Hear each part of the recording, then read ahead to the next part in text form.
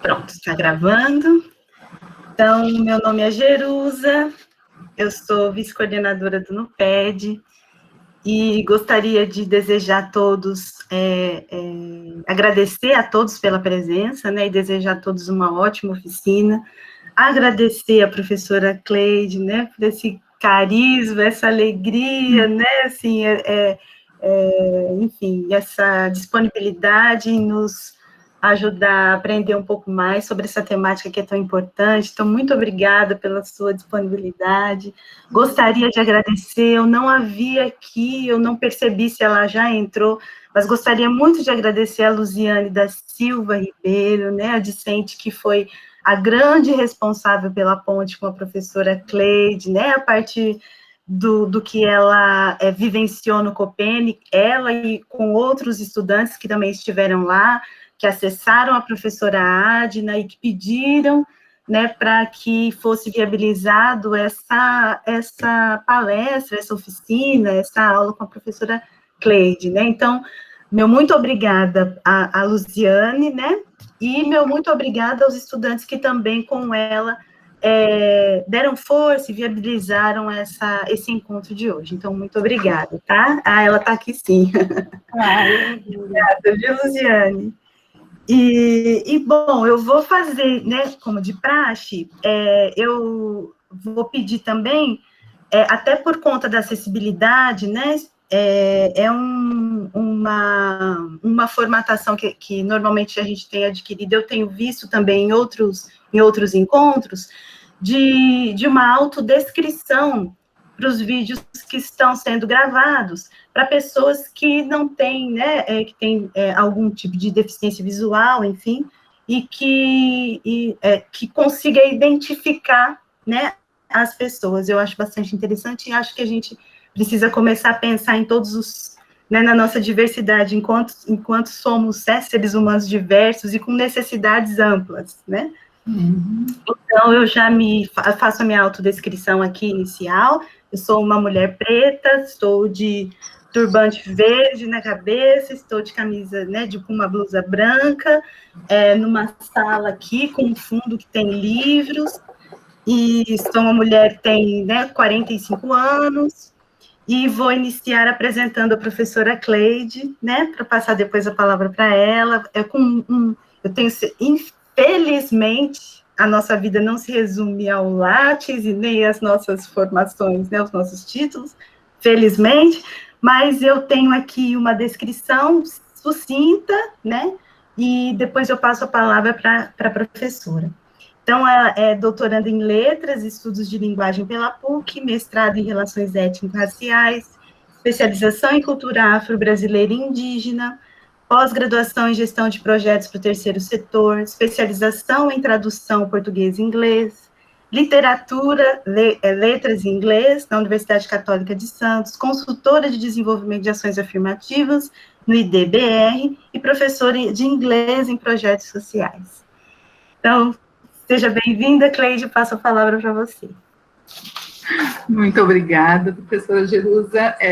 Uma boa tarde a todos, né? Agradeço muito pela presença de vocês, pelo interesse de vocês, e agradeço principalmente a Luziane. Eu também já tinha olhado, ela viu o nomezinho dela, já fiquei feliz, porque ela foi assim, eu acho que eu só consegui participar do Copene, né, do Congresso de Pesquisadores Negros em novembro, por causa da Luziane, porque, ou seja, eu só consegui entregar, né, a minha oficina porque a Luziane foi a monitora, porque ela, assim, foi meu braço direito e esquerdo, as duas pernas e tudo, porque ela, nossa, muito, muito boa mesmo. Tanto é que, ao final, eu até ofereci isso para ela, né, se ela quisesse, se ela tivesse algum grupo, algum núcleo, que eu teria maior prazer, maior satisfação em vir, né. E aí ela, nossa, me presenteou, né, com esse grupo maravilhoso, né, no TED, que eu não conhecia, realmente não conhecia, e eu estava comentando com você, professora, que ontem que eu descobri que era em Diamantina, porque eu fui ver um no TED, e ela só falou, isso do TED, eu faço parte do TED, e tem um no TED aqui na UF, na Universidade Federal Fluminense, né? Aqui no Rio, eu sou de São Paulo, mas eu moro aqui no Rio. Aí eu estava crente ontem procurando, né, pesquisando mais um pouco sobre o TED. Aí eu falei, mas na UF, aí fui confirmar com ela lá.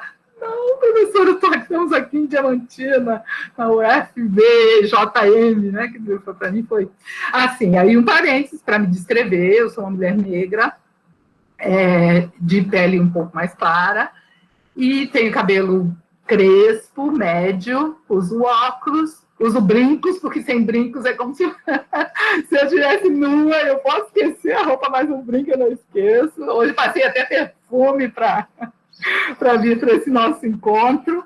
E, enfim, eu estou aqui fazendo o que eu gosto realmente, né? Eu não posso dizer que estou fazendo o que eu sei 100%, quer dizer, eu estou fazendo o que eu sei 100%, mas o que eu sei não é necessariamente do 100% que existe. Por isso, eu já tinha perguntado se tiver algum historiador assistindo aula, por favor, eu conto com a contribuição de vocês. Porque, como vocês viram, lógico, eu estudo muito e esse é um dos meus objetivos ou das minhas missões na vida, é aprender para compartilhar. Então, tudo que eu vejo que é interessante, que possa ajudar alguém, eu aprendo e compartilho. Só que a gente sabe que muita coisa... Primeiro, que o volume de informação é muito grande, a gente não dá conta. E segundo, que o gap, né, que eu tive da minha formação, né, desde curso primário, né, porque eu fiz curso primário, depois ginasial, depois colegial, nada me ensinaram. Assim, eu vi muita coisa do que eu vim aprender praticamente de 5 anos para cá. Né? Então, com certeza tem muitos gaps, e o que vocês puderem contribuir, eu agradeço muito. O que mais que eu posso dizer? Assim, né, já estávamos conversando aí sobre os prós e contras da tecnologia, né? Ainda bem que eu entrei um pouquinho antes aqui para treinar, para aquecer, né? Mas eu não tenho essa facilidade que vocês têm, né? Vocês mais jovens têm com tecnologia. Eu sinto muita falta, né, do presencial, mas, como eu estava dizendo, tem muitas vantagens esse virtual, porque é muito mais democrático, né? Permite que a gente, por exemplo, que nós estejamos nos encontrando agora com uma distância tão grande entre nós. Então, as distâncias sumiram, né? E o que mais? Deixa eu ver aqui para eu não me perder no meu roteirinho. Sim, eu antes de começar de mostrar alguns, não, muitos slides, porque eu sou extremamente visual, e eu acho que nesse assunto que a gente vai trabalhar hoje, né, não tem como, né, a gente só ficar falando, tem que mostrar imagens mesmo. Mas uma coisa que eu gostaria de comentar com vocês, e a professora Jerusa estava me dizendo que ela é formada em administração, né? Eu nem coloco no meu currículo que a minha primeira formação lá atrás foi em ciências contábeis. Então, fica aí já a dica de como a vida da gente pode ir, né, mudando, e a gente acaba se encontrando. Agora, por falar em encontro, relativo ao nosso encontro de hoje, né, ao nosso objetivo, eu queria só contar rapidamente para vocês como é que a África entrou na minha vida pela primeira vez. Então, eu tinha 12 anos, estava no comecinho lá do curso ginasial, pré-adolescente, e a escola pública, sempre estudei escola pública, a escola pública, na época, era tão boa que tinha 2 anos de inglês e 2 anos de francês. Incrível. E bom, assim, de qualidade mesmo. E eu me lembro que na nossa turma, na hora da aula de inglês, entrou uma aluna nova na nossa turma, na nossa turminha, e veio se sentar bem ao meu lado, inclusive. Eu me lembro até hoje o nome dela, para vocês verem como me marcou, era Nádia Adams, Nádia com 2 As. E quando ela entrou na sala, sentou ao meu lado, na aula de inglês, ela começou a falar inglês com a professora, as duas começaram a conversar. Gente, eu olhava a carinha dela, olhava a professora, olhava para ela, olhava e dizia, gente, o que é isso? Aí depois a professora, muito gentilmente, nos explicou que Nádia tinha vindo com a família, fugida do apartheid da África do Sul. Ela era da cidade do Cabo, e a família toda tinha vindo, porque não estavam suportando aquilo, né? E aí a professora nos explicou o que era o apartheid, assim, muito, muito superficialmente, mas dali para frente tinha 2 notas 10 na sala, era da Nádia e a minha, porque eu queria tanto aprender inglês para entender, olha que enxerida, né? Eu queria entender o que as duas estavam falando, e elas riam, às vezes ela ficava triste, enfim. Então, era 2 notas 10 na sala, e eu me tornei professora de inglês, né? Depois que eu fiz a faculdade de Ciências Contábeis, eu sempre estudando inglês, desde o meu primeiro emprego, já fui estudando inglês em paralelo, nos cursos de idiomas, e me tornei professora, graças à Nádia. Eu tenho até procurado ela, às vezes, nas redes sociais, que eu gostaria muito que ela soubesse como ela marcou a minha vida, né? E, enfim, e apesar disso, né, apesar de ter, dei aula de inglês por muito tempo, por muitos anos, mais de 15 anos em cursos de idiomas, e aí, agora o restante eu vou contar dentro dos slides. Então, eu vou compartilhar com vocês os meus slides, vamos ver se vai estar tudo certinho. Infelizmente, a professora Jerusa teve a paciência de compartilhar comigo aqui algumas coisas, de ensaiar comigo antes da gente receber vocês. Aí, só me avisem quando estiver já aparecendo. É uma pena que aí eu não vejo mais vocês, mas enfim.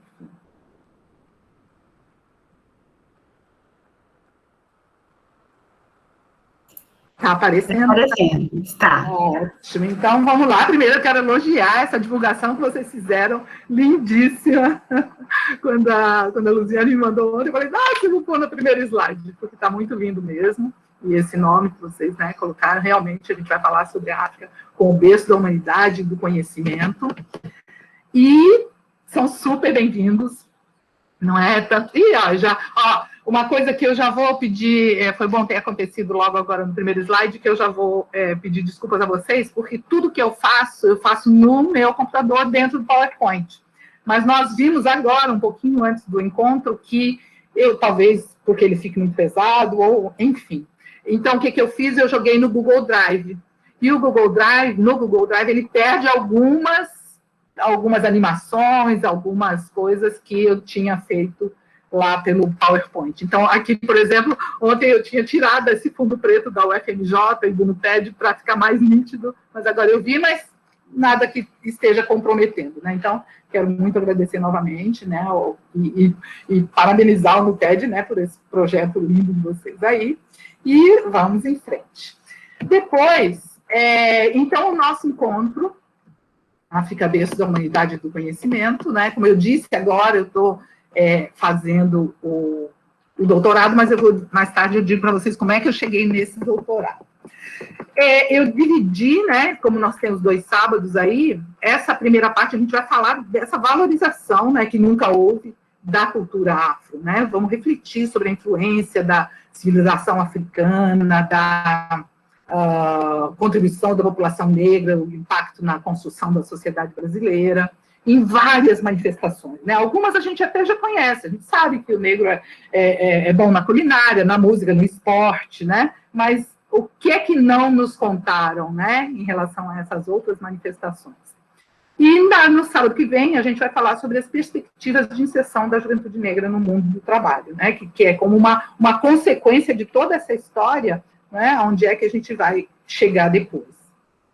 Pois bem, tentei resumir aqui, e de novo os historiadores me perdoem, mas a gente vai falar de uma brevíssima história da África pré-colonização, alguns dados do período da escravidão no Brasil que eu, pelo menos, desconheci. É lógico, vocês agora estão bem melhor servidos, né, em termos de educação, temos aí a lei, vamos falar sobre a lei 10.639, mas lá de trás da minha época a gente não tinha nada, absolutamente nada. Vamos falar dessa contribuição e para a semana que vem das perspectivas para o mundo do trabalho. E aqui eu quero contar uma historinha para vocês. Eu falei que eu fui professora de inglês uns 15 anos. Aí depois teve uma época mas eu sempre gostei de fazer trabalho voluntário. Gente, eu estou preocupada Jerusa, será que eu precisaria fechar minha câmera? Está perfeito por enquanto, Cleide. Então... Perfeito. Tá, se der alguma variação no som ou na imagem, você me avisa, tá? Que aí eu fecho a câmera. Então, como eu disse a vocês, eu dei muita aula, fui professora de inglês muitos anos, mas eu sempre fiz trabalho voluntário, sempre gostei. Isso desde bem novinha, não sei, é uma coisa que me preenche, né? E, através de um dos meus trabalhos voluntários, numa instituição, eu conheci um rapaz que ele era trabalhava na IBM, vocês devem conhecer a IBM, que é uma das maiores empresas de tecnologia do mundo, né? É uma empresa global, né? Onde vocês estão vendo essas bolinhas aí é onde eles têm unidades, né? E esse rapaz trabalhava lá e falou, poxa, Cleide, você tem inglês, você tem ciências contábeis, por que você não vai trabalhar na IBM? Imagina, eu já com essa idade, a IBM não vai... Ele, não, Cleide, a IBM tem uma área de cidadania corporativa e um programa de responsabilidade social muito sério, então tenta, né? Manda seu currículo, tenta, por que não? Eu falei, olha, quer saber? Vou mudar um pouco, vou tentar, né? E não deu outra, né? Eu fui, uma semana depois fui chamada, fiz entrevista lá com um americano, falei, opa, tá ficando bom o negócio. E resultado, fui admitida, e logo que na primeira semana que eu entrei lá, eu descobri que eles tinham que você poderia continuar voluntariando, que eu poderia continuar voluntariando, porque eles tinham lá grupos de afinidades. Então, tinha de LGBT, tinha de mulheres, de pessoas com deficiência e de negros. Falei, opa, tô dentro, né? Só esperei passar os 3 meses de experiência e me voluntariei para esse grupo. Pois bem, uma outra coisa que a IBM fazia, depois de 1 ano de casa, você poderia se candidatar a um programa que eles têm, que chama-se Corporate Service Corps, que é tipo tropa de serviços corporativos, uma coisa assim. O que eles fazem? Eles voluntariam a mão de obra dos funcionários para ir para outros países em desenvolvimento. Então, você podia escolher os funcionários podiam escolher só o continente, não podia dizer o país que você gostaria de ir, caso fosse selecionado. Bom, e tinha 3 opções, né? O primeiro continente, o segundo ou o terceiro, onde você preferia. Eu pus o primeiro África, segundo África e terceiro África, né? Porque eu nunca, era o sonho da minha vida, desde lá que eu contei para vocês da garotinha que falava inglês e que era da África do Sul. Pois bem, eu no início eu achava que era...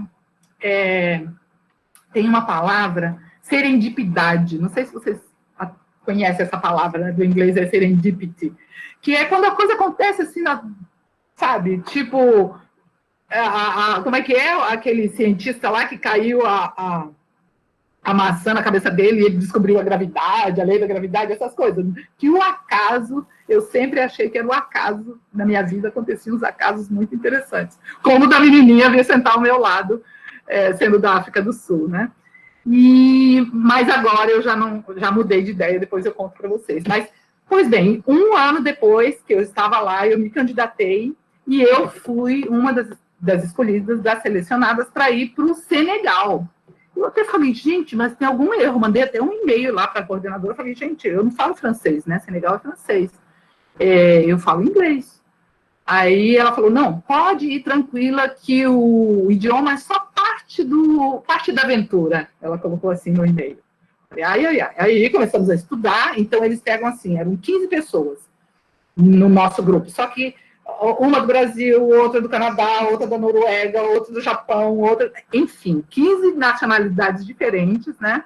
E colocam tudo num grupo e vamos prestar serviço para várias instituições naquele país. Então, no meu caso, ficamos eu, uma holandesa e um rapaz japonês, fomos trabalhar numa escola técnica federal. Mas, antes de chegar lá, por que eu pus esse slide aqui?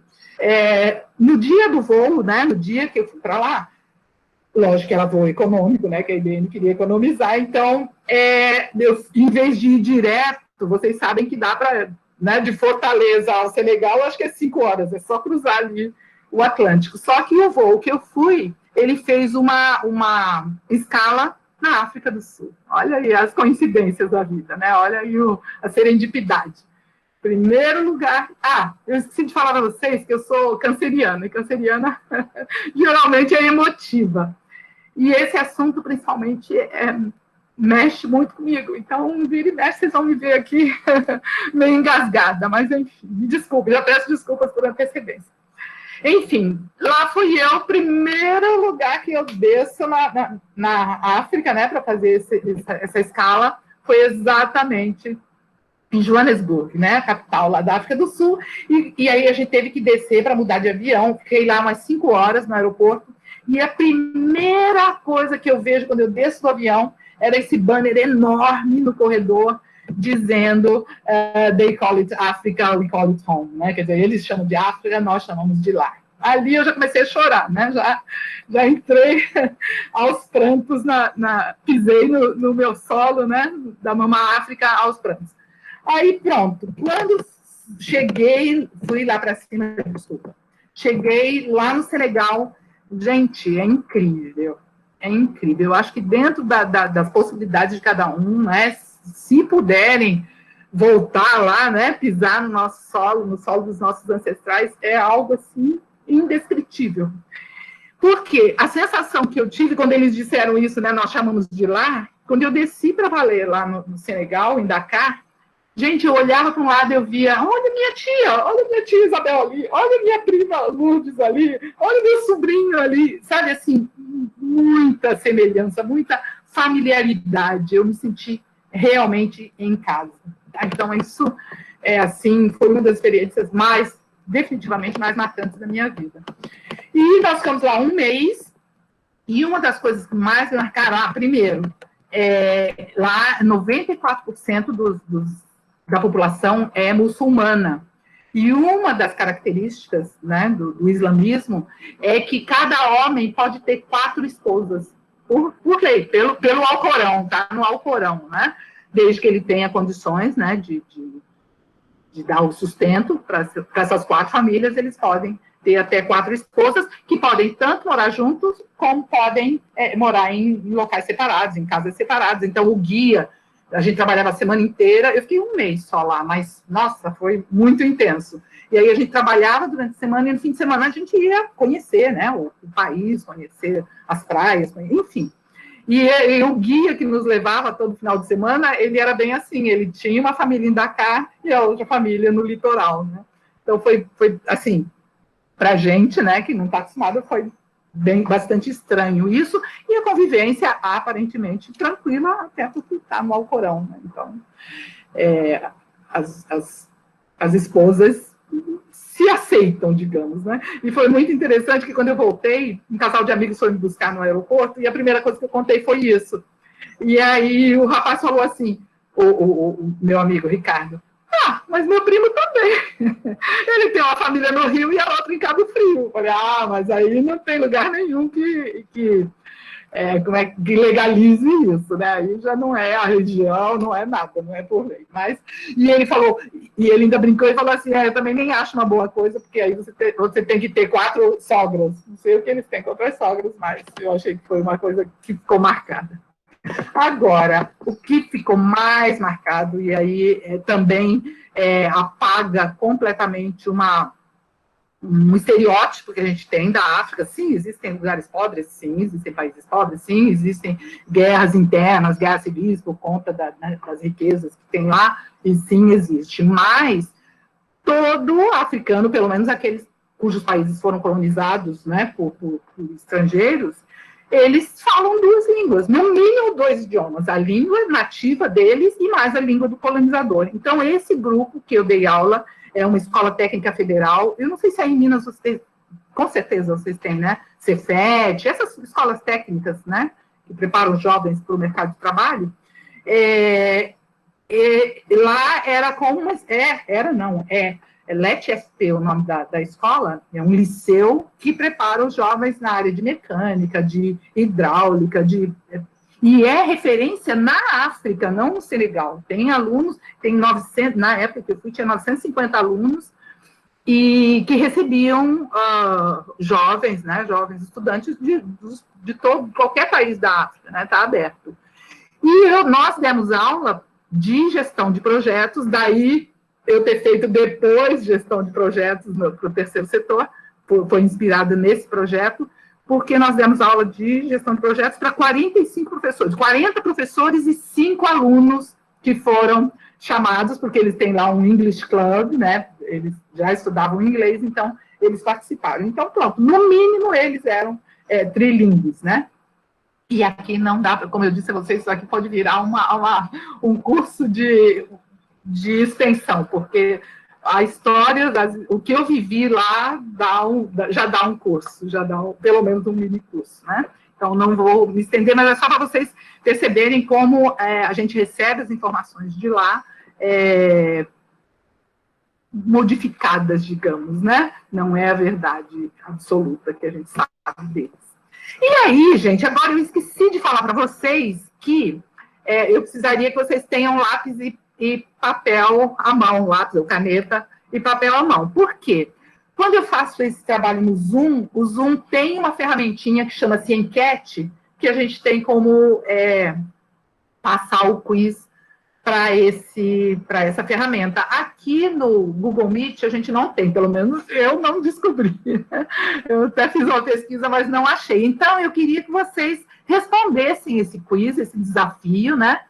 Vamos começar com 5 perguntinhas, depois tem mais. Eu vou ler, mas é só vocês colocarem número 1, né? Contribuição, por exemplo, uma palavrinha que vocês possam lembrar depois. Então, a contribuição da África e as ciências, em geral, se deu em que áreas? Na matemática e na medicina, na metalurgia, na engenharia, ou todas as anteriores? Né? Então, vocês botem lá, contribuição, a alternativa 1, 2 ou 3, né? Ou escrevem lá todas, ou metalurgia, como for mais rápido para vocês. Tudo bem? Está dando para entender, gente? Vocês estão me ouvindo bem? Sim, eu estou ouvindo bem. Tá bom. Tá bom, qualquer coisa, vocês... Eu não consigo nem ver o chat, mas se vocês colocarem no chat, a Jerusa pode ver e me dar um alô, tá? Qualquer dúvida que vocês tenham, qualquer pergunta, tá bom? Depois, vamos para o número 2. Então, além do povo, né, do seu povo, que outras riquezas há no continente africano? Primeira opção, diamante, platina, ouro, prata e cobre. Segunda opção, petróleo, gás, urânio, manganês. E terceira opção, todas as anteriores. O segundo desafio não entrou, Jerusa. Não, esse é só o primeiro. Não, por enquanto, são 5 perguntinhas, por enquanto. Mas lá na frente, depois que a gente responder todas essas, aí a gente vai fazer o segundo. Tudo bem? Tá todo mundo conseguindo ver o primeiro quiz, o primeiro desafio?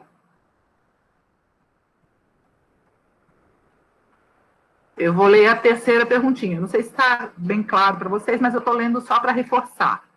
Se alguém tiver no celular, alguma coisa, né? Então, vamos lá. Número 3 além de Portugal, Inglaterra e França, quais países participaram da partilha da África? Aí os historiadores vão deitar e vão lá, né? Então, foram as alternativas Alemanha e Bélgica, Espanha e Itália, ou todas as anteriores? Todos os países anteriores.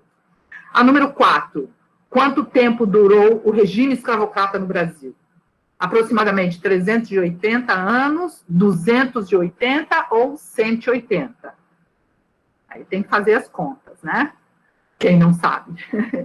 E, finalmente, ou quem não tem certeza. E, finalmente, quantos cidadãos africanos foram trazidos para o Brasil durante o período escravocrata? Aproximadamente 1 milhão, 2 milhões ou 4 milhões?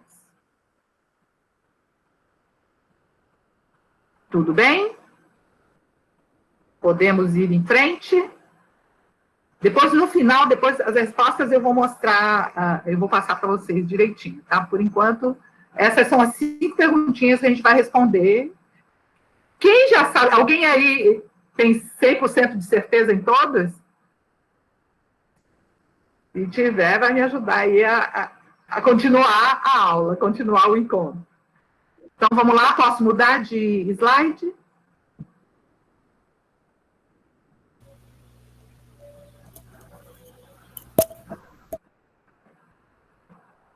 Tudo bem? Posso passar? Todo mundo já respondeu? Se fosse com a ferramenta era mais fácil, mas infelizmente... Sim, acho que está tudo certo. Tá, né? Então, vamos lá. Então, começando com essa nossa primeira resposta aqui, né? A África como berço da humanidade e do conhecimento. Então, vocês sabem que, na verdade, lá não havia países, haviam reinos, né? E cada um dos seus reinos, ele tinha uma especialidade, né? Então, o reino de Songhai era especialista em irrigação, Gana em mineração, o Iorubá em olaria, tecelagem, serralheria, o Congo em metalurgia, o Mali, o reino de Mali, foi o primeiro a ter centros universitários, e sem contar que o Vale da Grande Fenda é onde apareceu o primeiro Homo sapiens, né? Por isso é o berço da humanidade e do conhecimento. E por isso também que os negros foram escravizados, né? Foram sequestrados e trazidos para cá, escravizados, exatamente porque eles tinham esse conhecimento, né? Tá aí as Minas Gerais que não nos deixa mentir, né? Que eles eram especialistas em mineração, né? Em olaria, em tecelagem e plantio, né? Irrigação. Então, aqui em São Paulo, né? As grandes fazendas, aqui no Rio mesmo, fazendas de café, tudo isso foi feito com as mãos negras escravizadas, né? Então, eles tinham todo o conhecimento. Esse próximo slide, ele ficou muito pequenininho, mas, enfim, é para vocês saberem que vários objetos e várias áreas, né, científicas também já eram do conhecimento dos africanos, né? Isso muito antes dos países hegemônicos tomarem conta disso, né? Então, primeira ferramenta, né, que era muito comum e que só foi descoberta Ai, peraí, gente, eu não estou conseguindo ver, está tão pequenininho, desculpem, eu estava acostumada com outro slide, mas, enfim, 20 mil anos antes de Cristo já se usava essa primeira ferramenta para... Deixa eu ver se consigo aumentar aqui um pouquinho, que nem eu nem vocês estão conseguindo ver, né? Está muito pequenininho, mas, enfim, eu vou tentar passar de várias, não só ferramentas, como, por exemplo, aqui, já vou pular até aqui para esse último, a parte da ciência, das primeiras, como é que chama, cesarianas, já tinham sido feitas muito antes de um médico inglês dizer que era a descoberta dele, né? Então, inúmeras, aquelas muros de pedra altíssimo, de mais de 10 metros, isso no século XII já tinha sido descoberto, né? Comparado com o que se falou depois, né? Então, na área de mineração, na área de construção civil, né? Eu prometo, no próximo encontro, trazer slides maiores, tá? Para vocês, para a gente poder detalhar melhor isso, ok? Enfim, mas é o berço do conhecimento. Com relação a riquezas, gente, a gente ouve falar só do diamante, né? Que até muitas lutas internas, muitas guerras civis são por conta dos diamantes, mas eles tinham não só minerais metálicos, como cobre, estanho, manganês e outros, minerais não metálicos, que é o caso do diamante, e minerais energéticos, como urânio, carvão, petróleo. Tudo isso existia na África, além de serem exportadores de alimentos. E é lógico que isso, e de novo peço ajuda aí dos historiadores, se eu falhar em alguma coisa aqui, mas exatamente por isso é que mais tarde houve a partilha da África. E aí foi uma repartição mesmo que explica até hoje algumas das guerras civis, porque eles foram só fatiando literalmente a África, sem pensar que tinha grupos que não necessariamente eram amistosos, digamos assim, né? Eles misturaram tudo. E quem foram eles, né? Todos, gente, Alemanha, Bélgica, Espanha, França, Inglaterra, Itália, Portugal, né? Pouquíssimos deles foram independentes, né? Não foram colonizados, ou não fizeram parte dessa partilha da África. Pois bem, isso tudo explica, como eu disse, era uma brevíssima história da África pré-colonização, e aí, com relação a história que eu aprendi lá, lembra que eu falei para vocês que eu quis aprender inglês quando eu era criança, mas história passou batido. O que me contavam é que os negros vieram para cá, foram trazidos para cá, para substituir os indígenas, que eram muito fujões, né? Porque eles estavam acostumados libertos e não queriam trabalhar, os indígenas, então eles fugiam pela mata dentro e ninguém conseguia pegar. Então vamos trazer os negros, que eles são mais... eu nunca me esqueço que eu aprendi isso. Os negros eram mais pacíficos, mais recolhidos, digamos assim. Eu não me lembro qual era o adjetivo, mais pacíficos, né? Mais passivos. Isso foi o que eu aprendi. E agora, quando eu cheguei lá no Senegal, que eu descobri que tinha lá a Ilha de Gorée, né, que foi muito famosa por ter sido um porto de distribuição, tanto de produtos como de pessoas, né, como de seres humanos. Pela sua facilidade ali, pela sua localização estratégica, né, com relação aqui às Américas. E aí, essa Ilha de Gorée, ela fica muito pertinho de Dakar, né?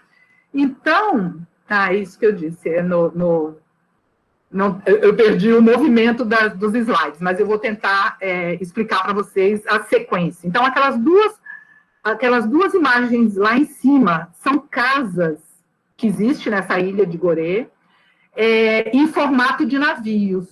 Por que eles faziam isso? Exatamente porque eles iam sequestrando, né, os negros dali daquela região ou dos países vizinhos, e já colocando, eles tinham um sistema, uma estratégia, uma logística absurda, porque eles já iam colocando como se fosse no porão dos navios, mas na verdade era na casa deles, né? No porão das casas, para já ir, e essa imagem logo do centro superior, eu tirei a foto de um dos museus que tem lá, nessa ilha, que dizia também da logística já de colocar a carga, entre todas as aspas possíveis, né, essa carga humana e absurda, já ir colocando de forma que coubesse o máximo de pessoas possível, né, dentro dos navios quando chegassem. Só que eles tomavam um outro cuidado, entre todas as aspas, que era de separar os membros da mesma família, né? Então, pais para um lado, mães para o outro, irmãos para o outro, filhos para o outro. Por quê? Para que, quando chegasse o navio, eles não fossem embarcados nos mesmos navios, para evitar rebeliões, né? Então, eles misturavam, mesclavam originalmente, né, as famílias, de outros estados, de outros países, que não eram países, eram reinos também na época, mas enfim, para que a língua também fosse diferente, então, tudo para evitar rebeliões no navio. E aí, eles eram levados, quando eles sabiam que os navios estavam chegando, eles eram levados para esse casarão aí de baixo, que hoje é um centro cultural, que eles chamavam de Casa dos Escravos, né, Maison des Esclaves. E aí, ali na parte de baixo, embaixo daquelas escadas, tem muitos quartinhos minúsculos, que eu não tenho como não me emocionar quando eu lembro, porque era como se fosse jaulas, sabe? Jaulas. Com uma janelinha minúscula também, para eles poderem, pelo menos, só para respirar mesmo. E aí, quando chegavam os navios, vocês estão vendo aquela portinha lá no fundo, aquele clarinho lá do fundo, é o mesmo que essa portinha lateral aí da direita, que é o que eles chamam de Gate of No Return, né? Então, é a porta sem retorno, o portal sem retorno. Por quê? Porque sabia que a partir do momento que o navio atracasse e eles entrassem nesse navio, o destino deles era absolutamente incerto, né? A única certeza que eles tinham é que não voltariam. Não sabiam para onde iriam e não sabiam se iam voltar. Tinham certeza que não iam voltar. Então, muitos deles já começavam a rebelião dali. Muitos deles se jogavam ao mar, antes mesmo de subir no navio. Só que aí também daí vem já as correntes, né, amarrar todos para que evitassem isso, e nos navios vocês devem ter visto imagens assim horríveis também, né, de como eles eram tratados assim para poder sobreviver, para cruzar o Atlântico, né, para cruzar o mar. Mas a gente sabe que milhões foram jogados ao mar, morreram e foram jogados ao mar, né? Então, Quando eu ouvi essa história, gente, assim, me desabei, entendeu? Desabei. Por quê? Quais foram os nossos direitos usurpados a partir daquele momento, né? Roubados. Primeiro, a terra, a moradia, nos tiraram as famílias, né? Separaram famílias, os nomes, porque quando chegavam aqui, ou qualquer que fosse o local de destino, eles recebiam o nome dos proprietários, né? Entre aspas também. O idioma, né? Porque chegavam aqui também, não podiam falar o seu idioma, e às vezes nem tinham como, porque vinham de áreas, de regiões diferentes. A religião, que depois a gente vai falar sobre isso, que até hoje ela é demonizada, né? A cultura, ou seja, a liberdade. E, em última análise, nos tiraram a humanidade. Né? Então, quando eu descobri isso, que os meus ancestrais não eram aqueles negros preguiçosos, ou indolentes, ou sem vontade de, sei lá, não iam fugir, mas também não eram muito chegados ao trabalho, enfim, eram muito pacíficos, né? Muito... na verdade, imagina você ser afastado, né, da sua casa, da sua terra, da sua família, né? Não poder falar o seu idioma, não poder professar a sua religião. Quer dizer, como é que você ia se sentir, né? E ainda assim, tem vários livros, muitos livros que dizem, e como é que chama? Gilberto Freire é um deles, Casa Grande Senzala, ele diz que a alegria da Casa Grande eram os negros, né, nessa época, porque os indígenas, né, fugiam, e os brancos estavam com saudade também de Portugal, sei lá o quê, mas que o negro trazia alegria, né? Porque o negro cantava, estava na plantação, estava cantando, estava na mineração, estava cantando, mas era para espantar a tristeza mesmo, né? E ter esperança no futuro. E se eu estou aqui hoje é por conta dessa esperança que eles tinham, né? De realmente sobreviver a uma situação tão árdua, né?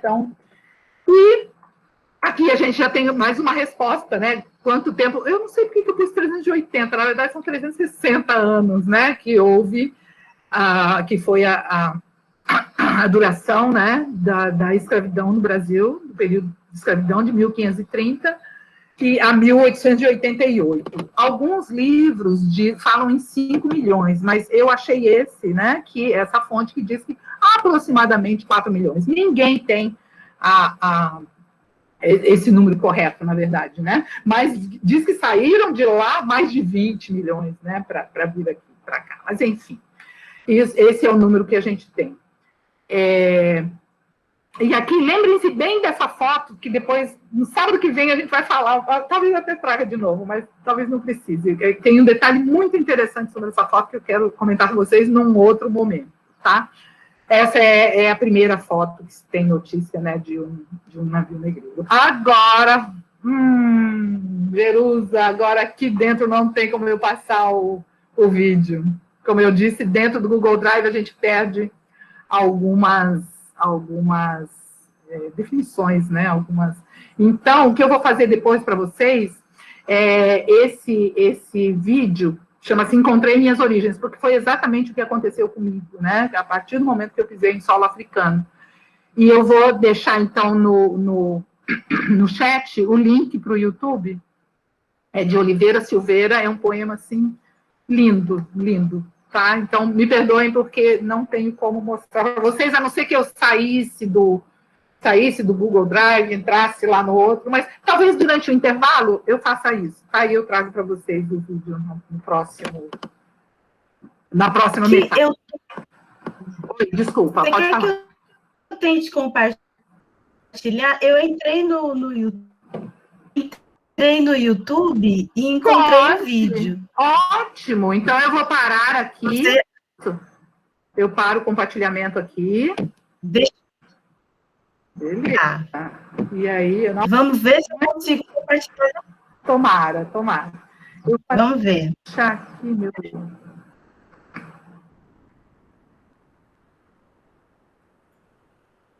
Vamos ver.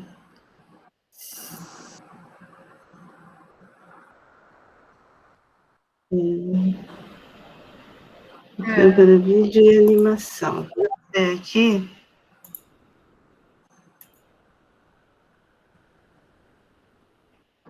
Só que aí eu que não vejo vocês. Essa é a pior parte, mas tá rodando, tá começando a... Isso. Começou? Começou, se você puder ampliar... Encontrei minhas origens em velhos arquivos. Livros. O som tá bom? Ele tá duplicado, para mim, pelo menos, parece que tá 2 filmes rodando ao mesmo tempo. Não sei para vocês. Encontrei minhas origens em velhos arquivos. Livros. Encontrei malditos objetos, troncos e grilhões. Encontrei minhas origens no leste, no mar, em mundos tumbeiros. Encontrei em doces palavras, cantos, em furiosos tambores, ritos.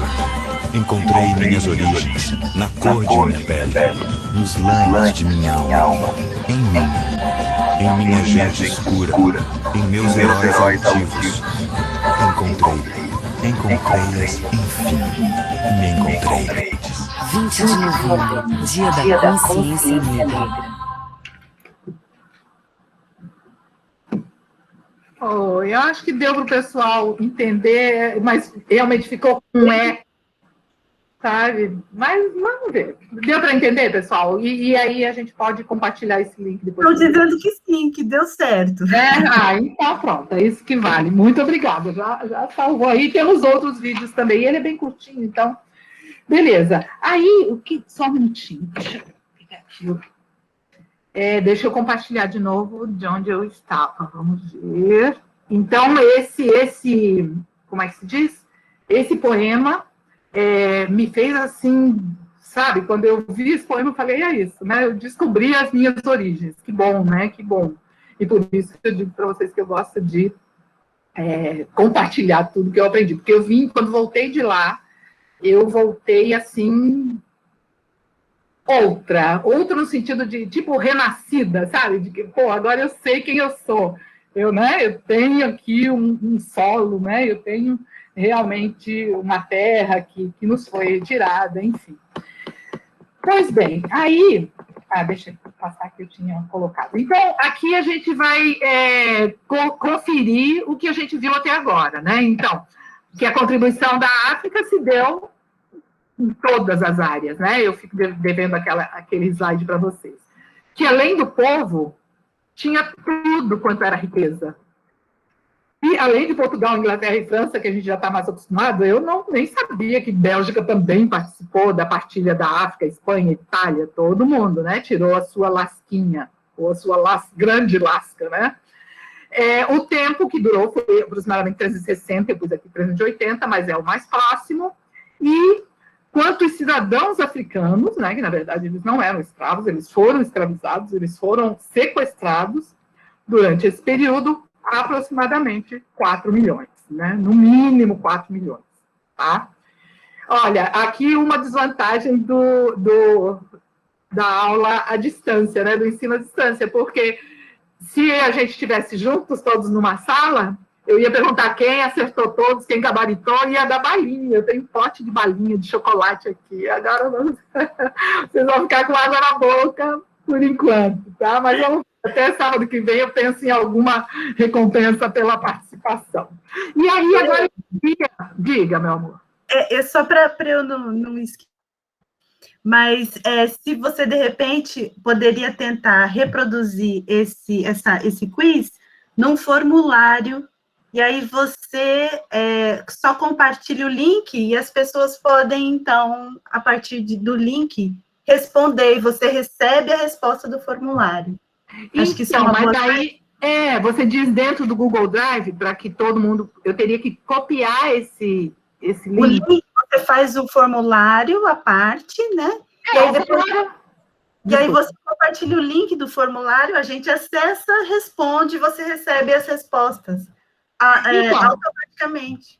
Entendi. Eu tenho o formulário, porque quando eu dou as aulas presenciais, eu entrego uma folhinha para cada um, coloco eles em grupos, eles podem responder em grupos, só que aqui eu realmente não pensei nisso, não pensei nisso. Se eu pegar o formulário agora, mas agora também ele já está adaptado, deixa, mas boa dica, quem sabe para a semana que vem, se tiver algum, eu faço isso, tá bom? E agora a gente podia ter um intervalinho de 5 minutinhos para vocês tomarem uma aguinha, mas é para voltar, gente, por favor. Não nos abandonem aqui, tá? E 5 horas, são 3:02, 3 horas, 3:06 a gente volta. Só para tomar uma aguinha, para esticar a perna, tá bom? Inclusive eu. Inclusive eu. Só um minutinho, a gente já volta.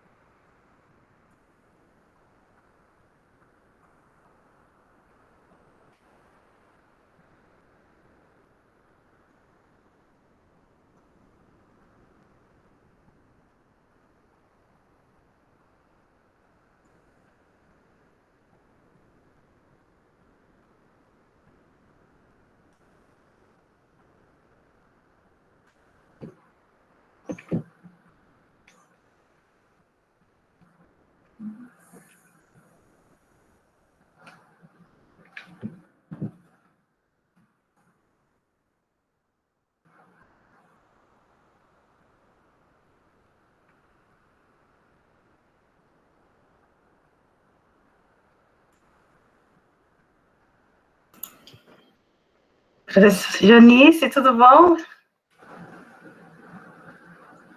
Oi, Jerusa, boa tarde, querida. Desculpa o atraso, tive aqui um imprevisto. Essa vida de home office, de office home, é complicada.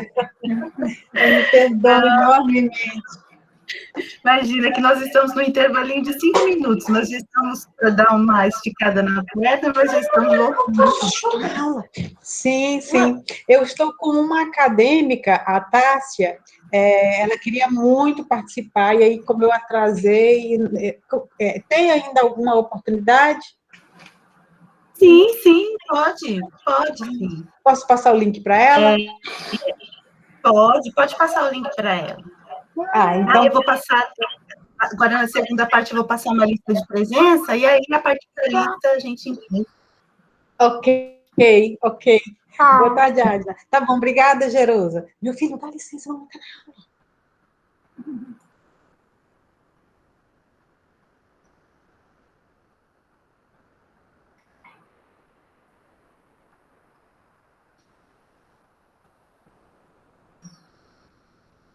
Pronto, já estou aqui de volta também. Abriu, né? ver, será que o pessoal já está de volta? Ah, achei tão bonitinho, eu estava lendo aqui, aproveitando o intervalo para ler aqui os comentários. E a Lucila colocou que ela queria um pirulito. Ah, que feio, quem me dera. Quem me dera poder distribuir, eu adorava distribuir balinhas. E olha, eu sou generosa, eu dava balinha para o primeiro lugar, segundo lugar, terceiro, ninguém saía de mão. Mas vamos pensar do lado positivo. Ninguém vai engordar, né? Nessa época de pandemia, o docinho é meio perigoso, né? Então, ai, meu Deus. Será que o pessoal está de volta? Podemos recomeçar? Até que a primeira parte eu fui relativamente... Foi tranquilo, né? Foi Podemos recomeçar, coloquem. Estava dentro do previsto mesmo. Então, vamos começar, porque aí, se sobrar um tempinho no final, a gente pode bater um papo, de repente, tá bom? Então, vamos lá. Vimos, então, peraí, tem até um... Peraí, deixa eu pegar aqui uma guia e voltar lá para compartilhar. Beleza. Então, bem-vindos de volta, espero que todo mundo tenha voltado mesmo. E vamos em frente. Pronto, já para acordar um segundo desafio. E eu prometo que para o próximo... Apesar que eu acho que no próximo encontro a gente não tem o quiz, tem um outro joguinho, mas não é o quiz, mas eu vou dar um jeito de gamificar isso, né? Então, nós temos aqui um segundo desafio, que já é uma outra etapa, né? Aqui a gente já vai falar no pós-escravidão. Então, no pós-abolição, desculpe. Então, a pergunta 6 é: na época da abolição da escravatura, que outras medidas de integração do negro à sociedade, além da liberdade, foram tomadas pelo governo brasileiro? Então, moradia, trabalho e alimentação, é a primeira alternativa, nenhuma medida integrativa, ou educação, saúde e lazer. Qual desses nos foi, ou foi cedido, né? Foi concedido aos ex-escravizados?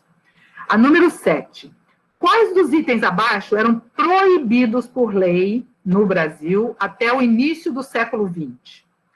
Samba e capoeira, capoeira e religião de matriz africana, ou todas as anteriores? E, em seguida, a número 8 pergunta se qual desses escritores não era negro. Olha o não ali, tá? Negativo essa questão. O André Rebouças, o Machado de Assis, ou ambos eram negros? A número 9, em que ano foi promulgada a Lei 10.639, que obriga o ensino da história da África e da cultura afro-brasileira nas escolas? Foi no ano 2000, foi em 2003 ou foi em 2013 que foi promulgada essa lei? E, finalmente, pelo menos nesse desafio, qual data comemorativa no Brasil foi determinada pela ONU, pela Organização das Nações Unidas? A década internacional dos afrodescendentes, o ano internacional dos afrodescendentes ou o dia da consciência negra? Então, temos aí mais 5 perguntinhas, que eu não posso dizer que é valendo balinha, eu vou dizer que vale, vou fazer um vale bala, vale pirulito, e um dia, se a gente se encontrar, podem me cobrar, podem me cobrar. Eu vou abrir um parênteses aqui, para dizer que, olha, não é difícil ir, pelo menos, a BH esse ano ainda, porque eu peguei um grupo, né, estou fazendo trabalho, estou dando aula de inglês para um grupo, um projeto que é de negros e indígenas, alunos negros e indígenas, e a minha turma é exatamente de BH, tem gente de BH, tem gente de Uberlândia, não tem ninguém de Diamantina, mas, de repente, e no final do ano, na formatura, se tudo estiver bem, né, espero mesmo, tenho muita esperança que esteja bem, eu vou para a formatura deles. Então, de repente, eu dou uma esticadinha até Diamantina para entregar as balinhas, tá? Vamos lá, podemos passar? Tranquilo, essa parte foi bem mais tranquila. Então, vamos lá, né? Isso todo mundo sabe, isso é público, né? Isso a gente aprendeu na escola, que a abolição teve 3 etapas, aqui já saiu aqui, né? Primeiro foi a lei do sexagenário, primeiro foi a lei do ventre livre, em 1871, que todas as crianças que nascessem a partir daquele ano eram livres, mas um bebê livre tem que ficar com a mãe que é escravizada, então não resolveu, né? Depois fizeram a lei do sexagenário, 1885, que também não resolveu. Na verdade, o que eles fizeram foi se livrar, né, dos idosos, né, porque a pessoa com 50 anos e 60 anos já estava acabada, né, de tanto trabalho, tão exauridos pelo trabalho como escravizados. Até que, finalmente, né, 3 anos depois, aí sim veio a extinção da escravidão, né? E vocês notem que essa lei tinha 2 artigos, né? Que é declarada extinta a escravidão e que revoga-se as disposições em contrário.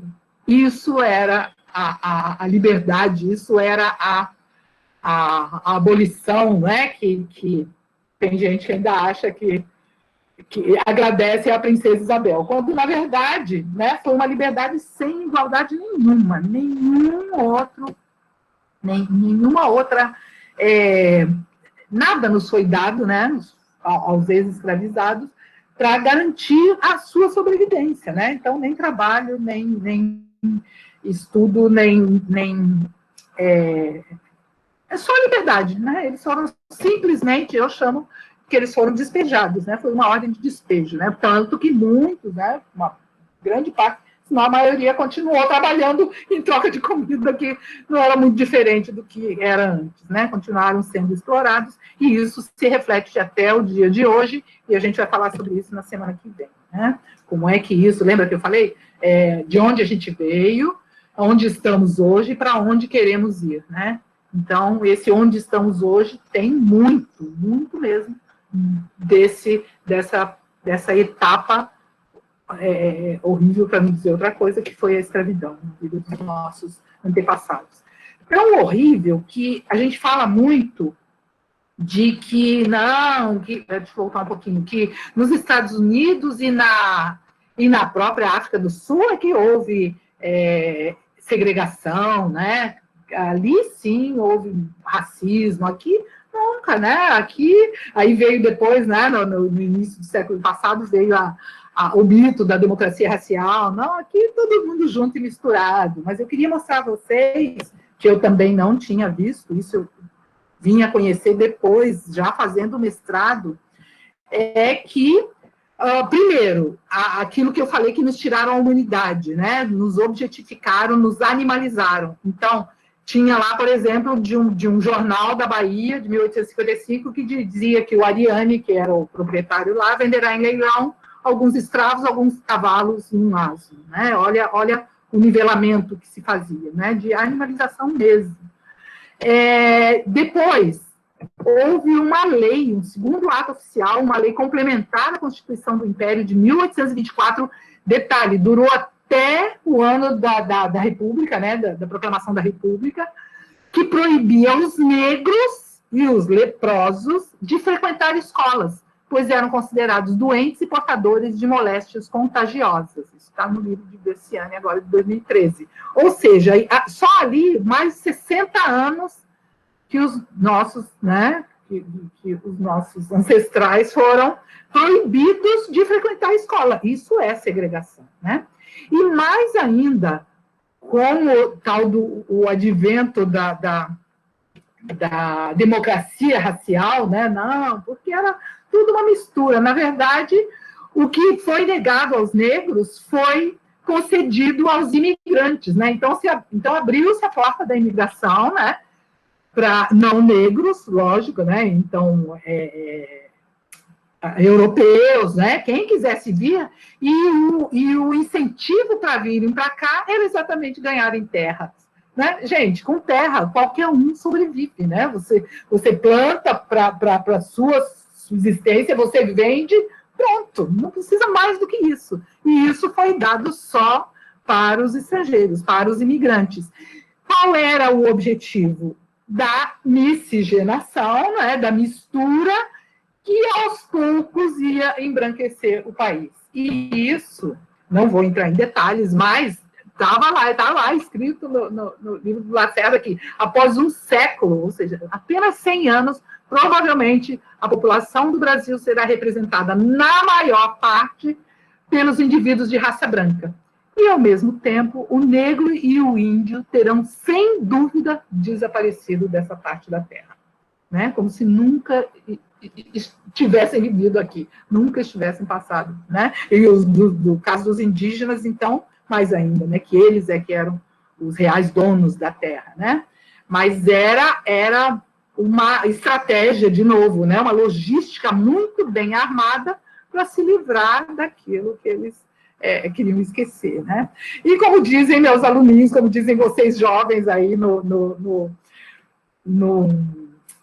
WhatsApp, né? Esse SQN, não vai aparecer aqui, mas está escrito ali SQN, né? Só que não, né? Eles se enganaram redondamente, né? Que o espírito de sobrevivência, né? Venceu, né? Apesar de tudo, até hoje, né? Então, só que não aconteceu isso. E essa resistência, né, inclusive, até hoje, relembrada, né, ou conhecida através dos quilombos, né? Hoje, cerca de 1.100 quilombos estão certificados na Fundação Palmares. E essa resistência se deu através de várias formas, né? Abortos, todos muito tristes, mas os abortos, que as mães não queriam que seus filhos passassem pelo que elas passaram, muito suicídio, muitas queimadas nas plantações, muitas emboscadas, a revolta dos malês, que isso a gente aprendeu muito superficialmente na escola, e o quilombo de Palmares, que foi o único, né, que a gente aprendeu e que durou mais de 100 anos, né? A resistência deles, tem até, outro dia eu continuo pesquisando sempre isso, mas até as tranças, né, o trançamento dos cabelos já indicavam rotas de fuga. Então, de uma forma assim, muito inteligente, né, os nossos ancestrais se rebelaram contra essa situação, né, o tempo todo.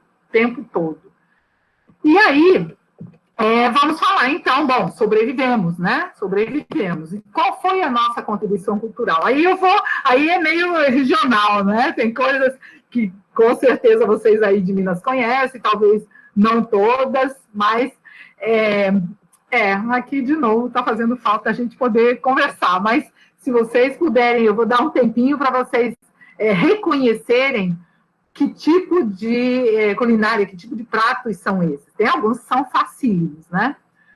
Mas tem outros que talvez vocês conheçam, por ser da região de vocês, e tem outros ainda que tem em várias regiões e com nomes diferentes. Eu descobri isso, inclusive, lá no Acre, com as professoras lá de Rio Branco, que tem uns nomes diferentes aí para algumas comidas. Eu não vou... como são muitos também, são 13, para vocês escreverem tudo no chat, é muita coisa. Então, a gente vai passando, porque a gente tem bastante coisa ainda para discutir. Mas, eu não sei se vai funcionar a animação aqui, mas eu tentei colocar de um por um. Originalmente estava de um por um. Vamos ver aqui. Peraí. Então, esse número 1 é Kibebe. Eu não sei se vocês têm aí em Minas, né, que vai... Eu pensava que era camarão na abóbora, mas não é, né? Outro parênteses aqui, eu sou péssima de cozinha. Eu não sei cozinhar, é uma vergonha nessa vida, está muito tarde para eu aprender, mas o que está me salvando agora na pandemia são as quentinhas, né? De alguma forma eu ajudo, que é feito por pessoas, família negra também, então de alguma forma eu estou ajudando a eles e eles estão me ajudando muito. Então, desses aqui, eu diria que eu não sei fazer nada, só comer. O segundo é o azeite de dendê, né, que é típico, né, da Salvador, da Bahia, eu acredito. O número 3 é o vatapá, não sei se vocês gostam, quando fui a Salvador 2 vezes, não me dei bem com a comida extremamente apimentada, né. O número 4 é a pamonha, que eu imagino que tenha aí. Se vocês quiserem colocar observações no chat, depois eu vou ver com certeza.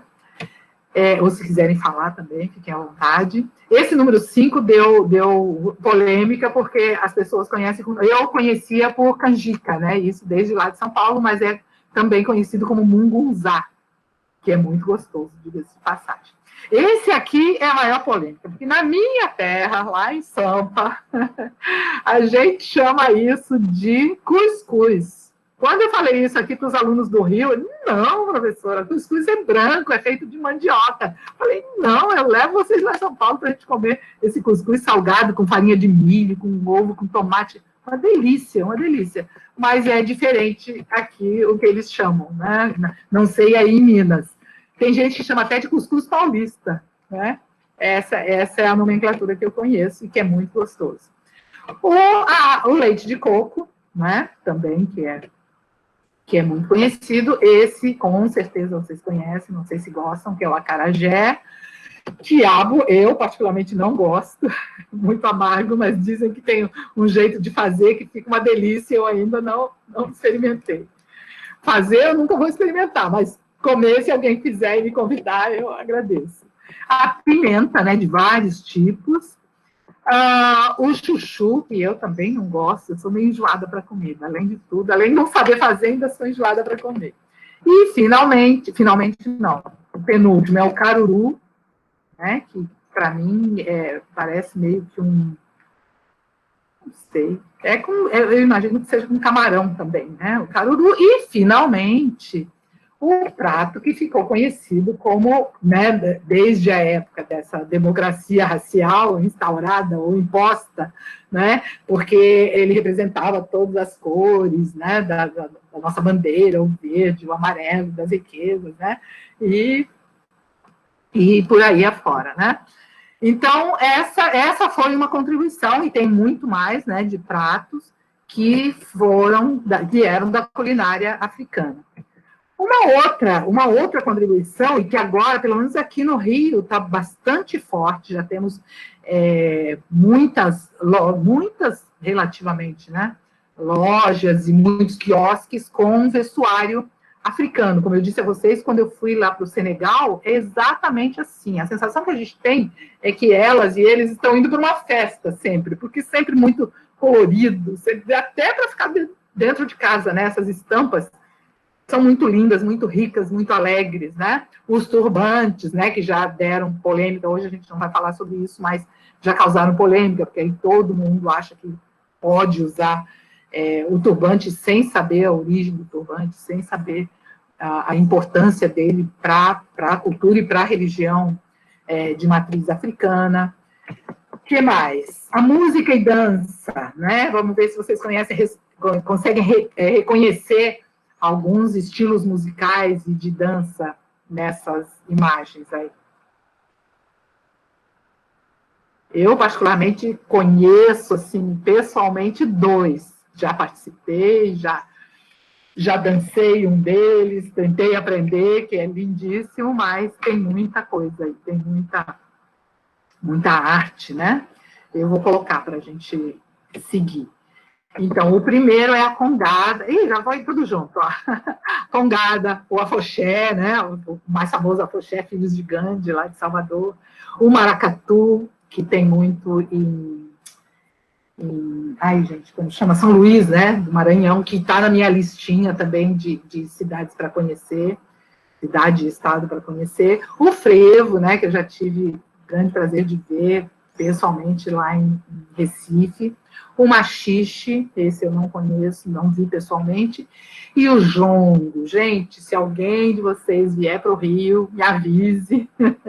Quando as coisas voltarem ao normal, entre aspas, eu vou levá-los ao jongo da Serrinha, aqui no Morro da Serrinha, aqui perto de Madureira, né? O País Madureira, eu chamo de País Madureira, porque é um dos lugares mais incríveis, mais apaixonantes que eu já estive. E o jongo da Serrinha, você vê criancinhas de 2 anos dançando jongo e senhorinhas de 82 anos dançando na roda também. Então, essa foi uma resistência, todos esses, né, são resultados da resistência da cultura africana. Maravilhoso. Jongo é de de se emocionar, né? De se emocionar. Aliás, gente, um parênteses aqui. Há alguns anos, um dos cursos que eu estava fazendo, aliás, era um curso, sabe, porque eu disse para vocês que eu vou morrer numa sala de aula, ou aprendendo, ou compartilhando o que eu aprendi. E logo que eu vim aqui para o Rio, há uns 15 anos já faz isso, eu fui fazer um curso de guia de turismo.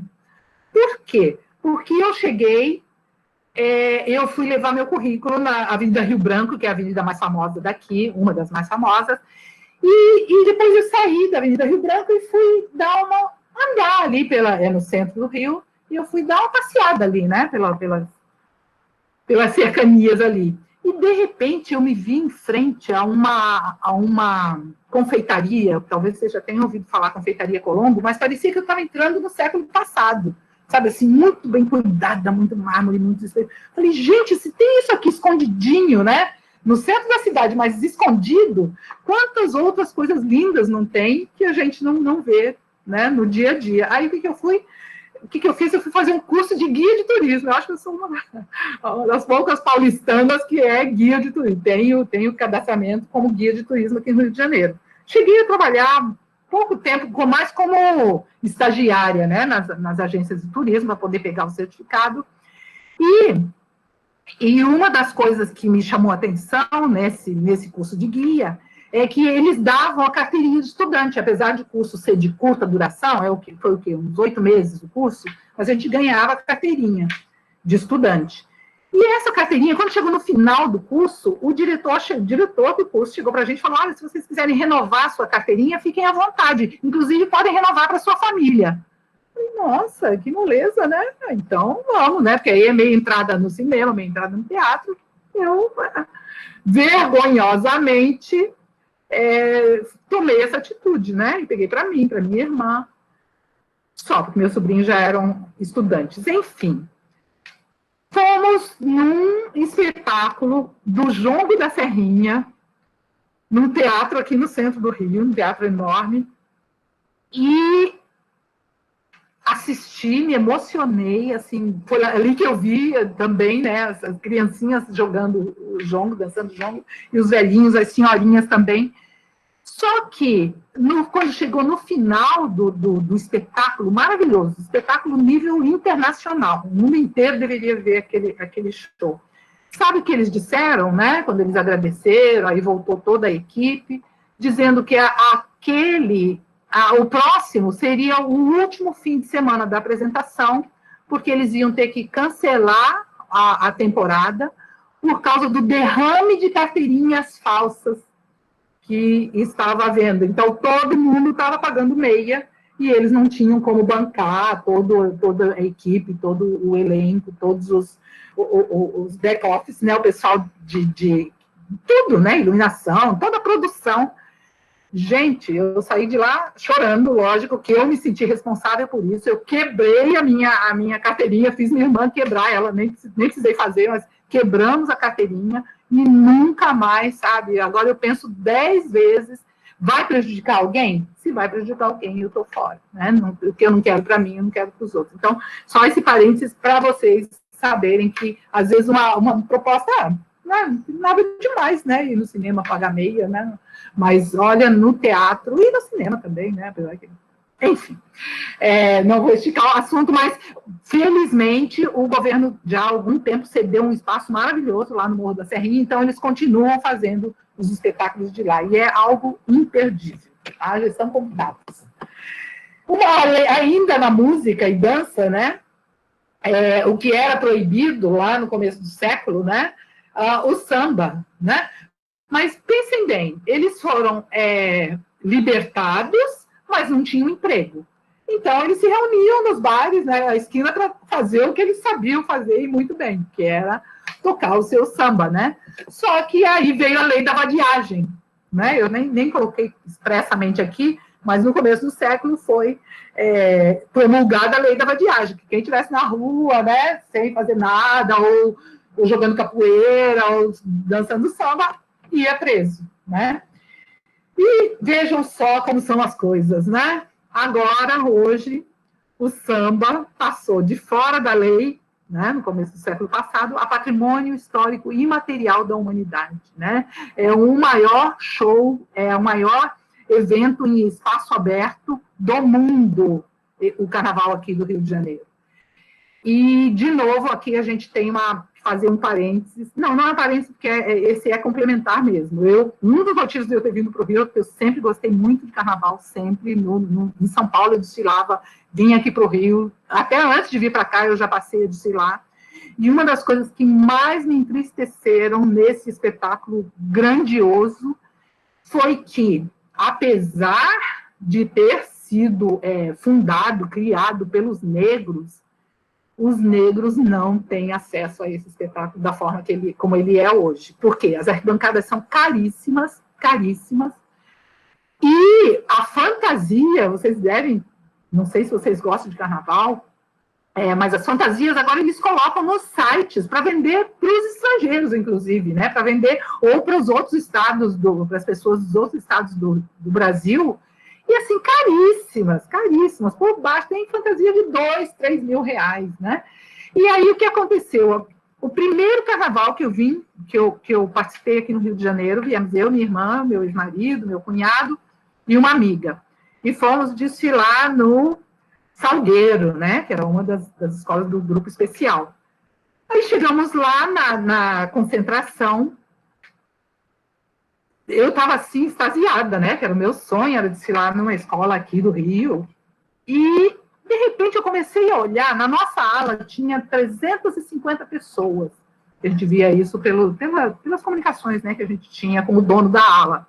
350 pessoas. Vocês sabem quantos negros tinha nessa ala? 5. Eu, minha irmã, meu ex, meu cunhado e minha amiga. Parecia que eu estava, teve até um artigo, eu não vou lembrar o nome dele, que ele chamava de curso, que as escolas de samba do Rio representavam cursos dinamarqueses, porque, gente, Ipanema, Leblon, Estados Unidos, Noruega, Dinamarca, estão todos ali. Menos os negros. Sabe onde os negros estão? Na ala das baianas, né, que tem que ter um link, né, uma conexão muito forte, na ala dos compositores, lógico, idem, e na bateria, né, porque o ritmo ainda é dos negros, né, apesar que já tem gente ali se inserindo, mas fora isso, são brancas as escolas, com exceção, caríssimas exceções da Beija-Flor, por exemplo, que tem que ter 50% da comunidade, eles bancam lá as fantasias, mas pouquíssimas. A grande maioria das escolas é branca, se tornou branca, porque é tão bom, e aí eu recomendo que todo mundo, pelo menos uma vez na vida, não sei como é o carnaval em Minas Gerais ou Belo Horizonte, especificamente, né, que é a capital, eu não sei, vergonhosamente. Então, vocês me contem se tem escola de samba aí, como é que é, mas aqui no Rio, eu acho que é um espetáculo que vale a pena, tanto assistir como desfilar. É emocionante. Eu não deixei de desfilar por conta disso, mas aquele primeiro impacto que eu tive foi muito triste, assim, de perceber. A sensação que eu tinha é que, quando a bateria entrou, né, que a gente abriu, assim, espaço na concentração e a bateria entrou, a impressão que eu tinha é que estavam dizendo a eles assim, olha, toca aí que eu quero dançar, toca aí que eu quero me divertir, né? Então, isso tem até livros agora sobre o que nos foi permitido, né? E que vem não só na música, né? A maioria tem muitos artistas, né? Que estão ricos, negros, ricos por conta da música. A capoeira, né? O esporte capoeira, que era outro que era proibido, né? E ele é um misto aí de arte marcial, de esporte, de cultura popular, de música. Só agora, recentemente, também foi considerado patrimônio. E eu não sei se talvez vocês, como estão mais perto aí de Pernambuco, talvez tenham ouvido falar nesse artista, Naná Vasconcelos. Eu nunca tinha ouvido falar. Preciso um amigo meu, americano, vir para cá, me convidar para ir assistir um show de Naná Vasconcelos. Gente, de rolar lágrima no rosto também. O cara é tão bom, que ele ganhou 8 prêmios Grammy, tocou com Egberto Gismonti, Paul Simon, B.B. King, Milton Nascimento, Carlos Simon, Caetano, e enfim. Quer dizer, ele era tão bom, né? Porque, infelizmente, ele faleceu há uns 2 ou 3 anos. E esse Naná Vasconcelos teve que viver a vida dele toda na França e parte nos Estados Unidos, porque aqui ele não era reconhecido. E eu tive uma aluna de inglês, mas que viveu a vida toda dela, ela foi para a França, foi para Paris, adolescente, e viveu lá até agora, ela deve ter uns seus 70 anos, agora voltou para o Brasil.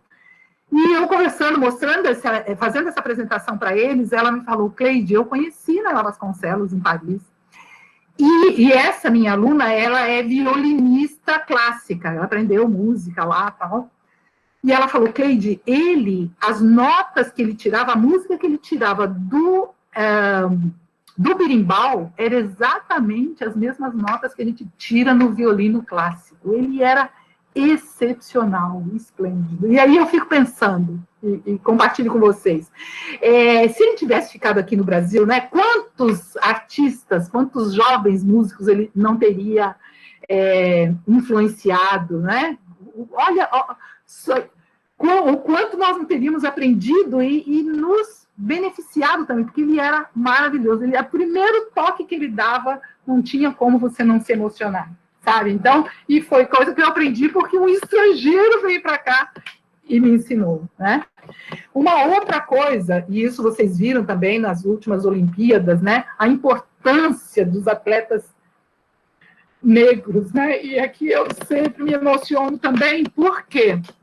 Então, seleção de vôlei, o Isaquias Queiroz da canoagem, que foi medalhista, o Rafael Silva do judô, o Robson Conceição do boxe, o Maicon Siqueira do taekwondo, a seleção de futebol, a própria seleção de futebol, que mais da metade era negra, e a Rafaela Silva no judô, né, que tinha sido na Olimpíada anterior, foi por ter perdido, né, uma das lutas. Quando ela voltou para o Brasil, ela foi xingada de tudo, né, de tudo. E mesmo assim ela deu a volta por cima e voltou medalhista.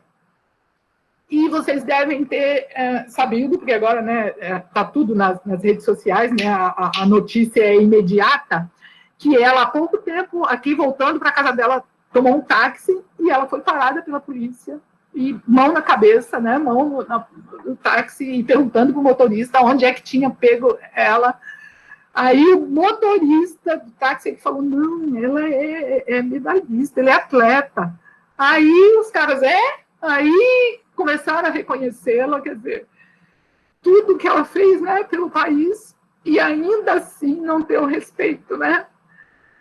E aí eles foram embora, nem desculpa pediram, lógico, né, que não vão dar esse braço a torcer, mas eu fico pensando, né, então, de novo, né, ser artista para o público aplaudir, pode, cantar pode, dançar pode, ser atleta pode, agora, e as outras profissões, né? E mesmo podendo, ainda, cadê o respeito, né? Cadê o respeito? E a gente vai falar bastante sobre isso no próximo encontro, que fala sobre como é que está o mercado de trabalho, né, para os negros. Até porque o pessoal está na faculdade aí, mas sempre visando uma melhoria em termos de mercado de trabalho.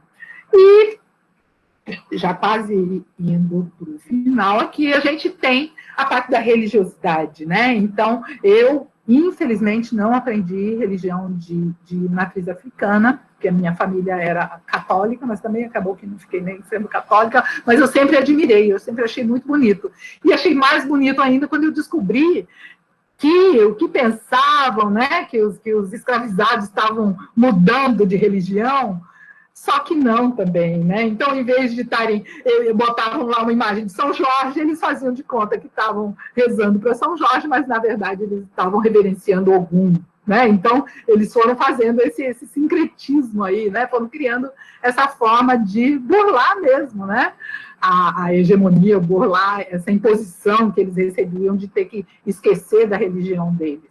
E não só esquecer, porque também ela foi endemoniada, né? Tudo que era relativo à religião dos negros era endemoniada. Era e é, porque vocês sabem, eu não sei, ficou meio sem perder um pouco aqui o movimento, esse fogo é transparente, mas enfim, não sei como é aí em Minas, mas aqui no Rio constantemente temos casos, e vocês devem ver isso na imprensa, na mídia, né, de templos, de terreiros, de umbanda, de candomblé sendo queimados.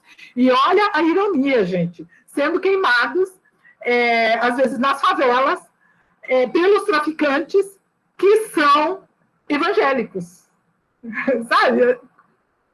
Não tem explicação isso, né? Quer dizer, em nome de uma religião, estão colocando fogo em outra, só que eles são traficantes, quer dizer, é incrível, é incrível. Enfim, e aí o que eu li, e aliás foi um primo meu que colocou isso no WhatsApp, eu falei, gente, eu vou colocar isso na apresentação, porque eu achei tão lógico que é esse texto aqui, né? Eu não vou ler todo, mas vocês podem ler com calma depois, assim, que, na verdade, o que um chama de igreja, o outro chama de terreiro, o que um chama de Jesus Cristo, o outro chama de Oxalá, o que é Deus para uma religião é Olorum para outra, o texto é a guia, a oração é o ponto, o hino, o inferno é o umbral para outra religião, os santos são os orixás, o amém é aleluia, ou axé, ou seja, né? É tudo uma questão de semântica só, né? É o vocabulário que está sendo alterado, mas aí ele escreve no final, esse João Paulo Graciano, que foi quem escreveu esse texto.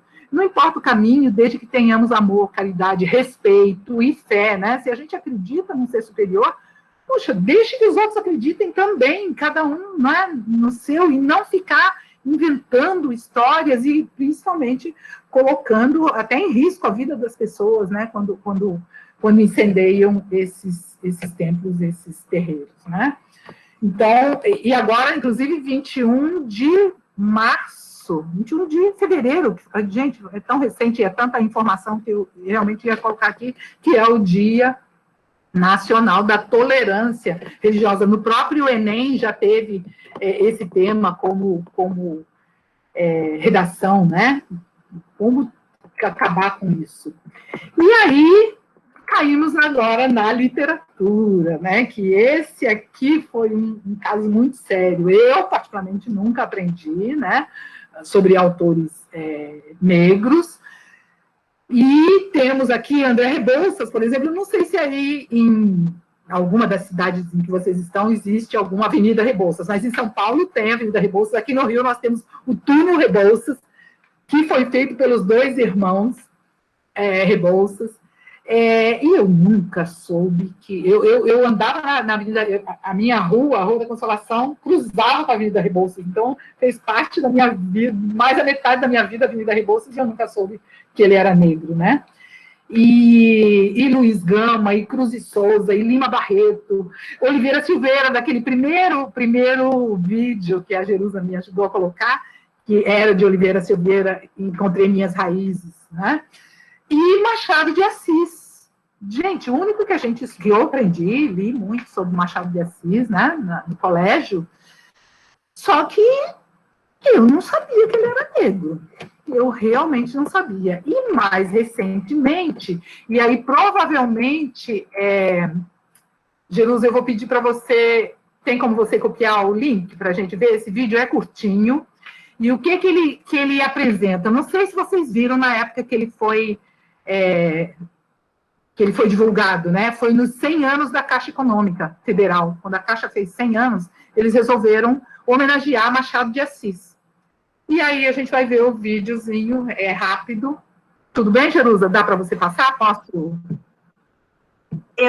Qual que é o nome do vídeo? Porque eu não consigo copiar o link. Da outra vez eu fiz pelo nome. Peraí, que eu já te digo. Já descompartilhei aqui. Ai, meu Deus, cadê vocês? Está aqui. Com licença, só tem uma curiosidade bem interessante nesse vídeo, que é o fato deles terem gravado 2 vezes, né? Gravado a primeira vez com um ator branco e depois perceberam o erro e gravaram de novo com o ator negro. Exatamente. E a partir desse vídeo é que muita gente descobriu, que a maioria, talvez, dos brasileiros descobriu que Machado de Assis era preto. Não é? Quer dizer, então precisou um movimento negro reclamar, né? Colocar, peraí, para tudo, porque essa propaganda é enganosa, né? Machado de Assis não era branco, porque eles colocaram como é que se diz? Um ator branco. Alguém... Peraí, deixa eu voltar aqui, desculpa, gente. Só um minutinho. Vou voltar aqui, que eu me perdi, peraí. Já. Tá. O Ziel compartilhou aqui. Obrigada, Zé. Ai, eu amo esses alunos, esses participantes que... A gente vai Obrigada, viu, Ziel? Ela é maravilhosa. Vou colocar. Tá. Compartilhar. Beleza. Ele é bem rapidinho também. Está aparecendo. Pensar no futuro é algo tão importante que até os imortais fazem isso. Pensar no futuro é algo tão importante que até os imortais fazem isso.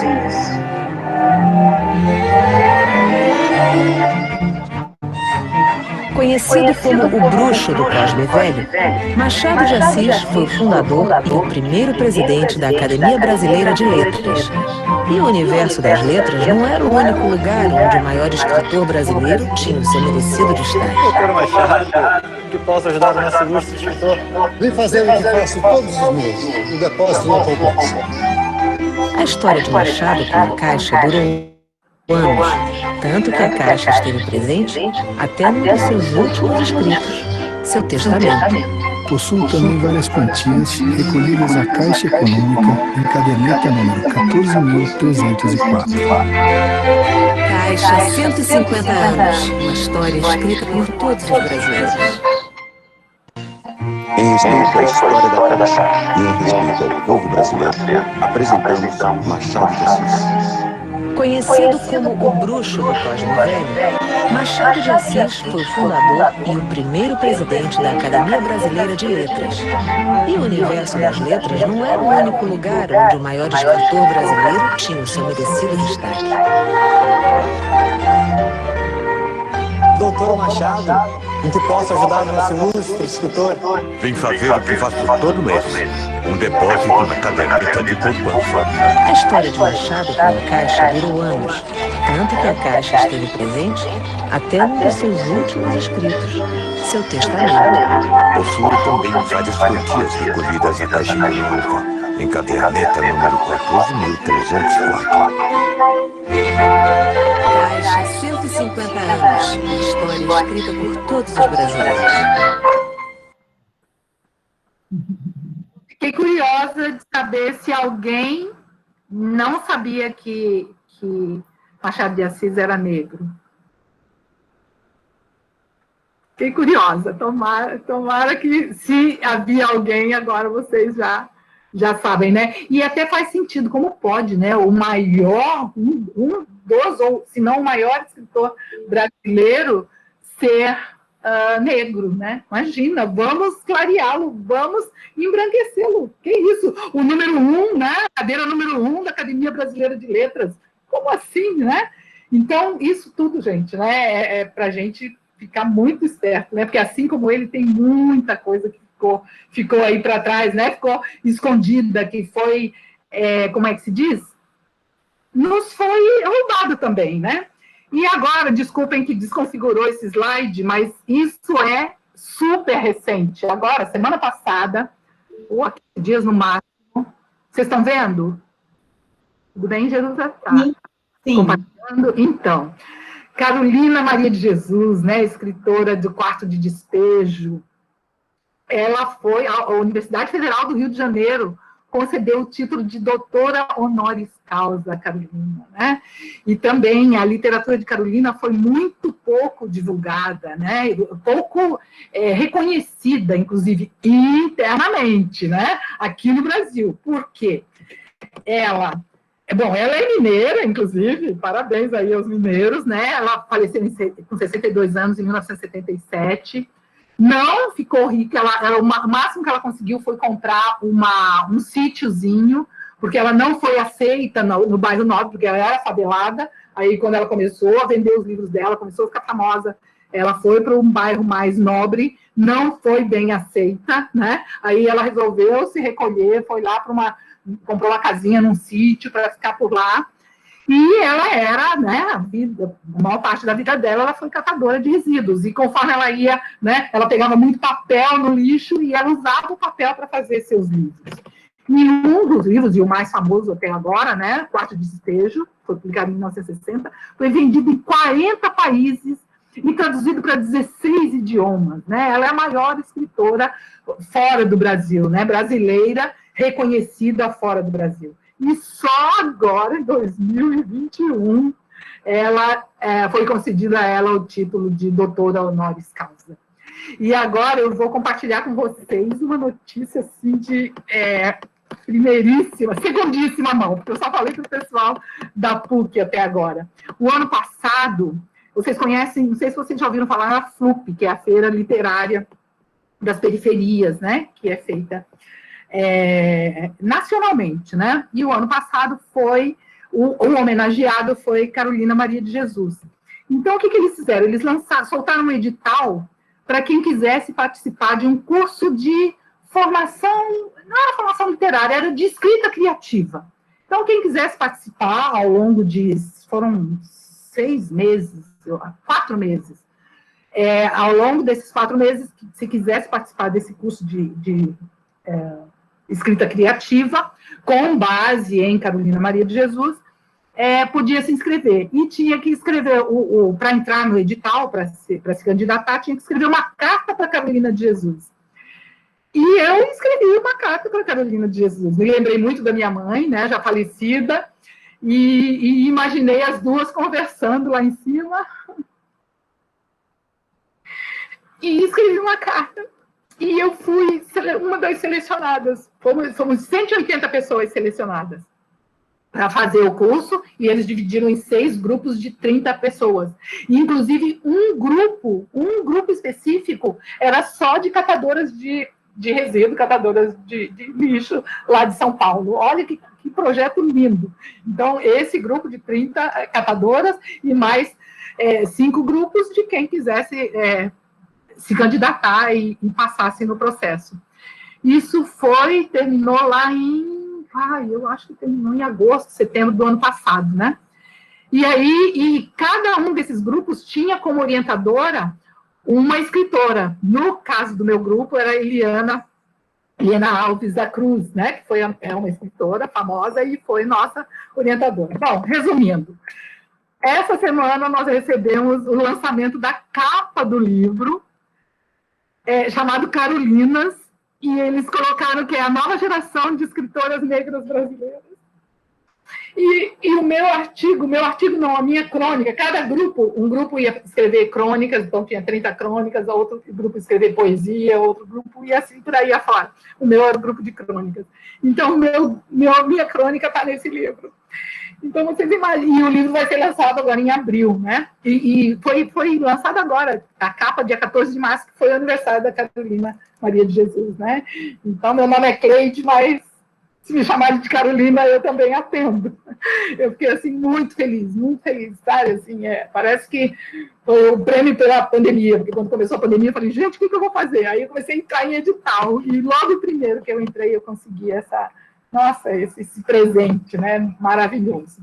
E, voltando, né, para a nossa educação, que não nos ensinou essas coisas, está coberto ali, mas é de 2003, essa lei, 10.639, que depois se tornou 11.645, em 2008, para a inclusão dos indígenas, muito justo. Talvez vocês tenham conhecimento, né, desse site que é a Cor da Cultura, então estão todos lá eles, e é maravilhoso porque tem sketchzinhos, tem no YouTube, inclusive, sketchzinhos de 2, 3 minutos com artistas contemporâneos, tipo Lázaro Ramos, Thaís Araújo, fazendo o papel desses negros que foram invisibilizados, né, a vida toda. Então, eles estão relançando esses... E aí tem autores, tem poetas, tem cantores, tem tudo. É muito lindo esse trabalho que foi feito, só que já faz mais de 2003, só 17 anos, quase 18 anos foi lançado, e nem todas as escolas.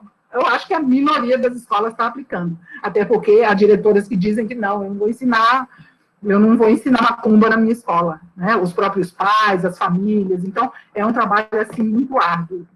E finalmente, aí também desconfigurou, mas eu ia dizer tudo que eu sei, sim, eu devo tudo que eu sei ao mestrado que eu fiz em Relações Étnico-Raciais no Cefet, Rio de Janeiro. 50% dos professores eram negros, e eu tive uma disciplina especificamente, que era o racismo visto sob a ótica dos intelectuais negros, né? E aí eu conheci uma imensidão, né? Comecei a conhecer uma imensidão aí, eu chamei aqui de baobá do conhecimento, né? Lélia Gonzalez, e aí cada artigo que eu li era um chororô enorme para depois escrever os meus trabalhos finais, enfim. Então, depois, inclusive, no final, eu vou passar uma lista, né, dessas referências todas aí, para quem quiser aprofundar mais, se vocês ainda não conhecem, talvez não conheçam todos, e tem muitos mais, né? E, finalmente, o último videozinho, não sei se... Cadê, Luiziane? Você tem esse vídeo? Que é um vídeo de um minuto, acho que não tem nem 1 minuto, que é o reconhecimento da ONU. Posso descompartilhar aqui? Será que vocês conseguem passar?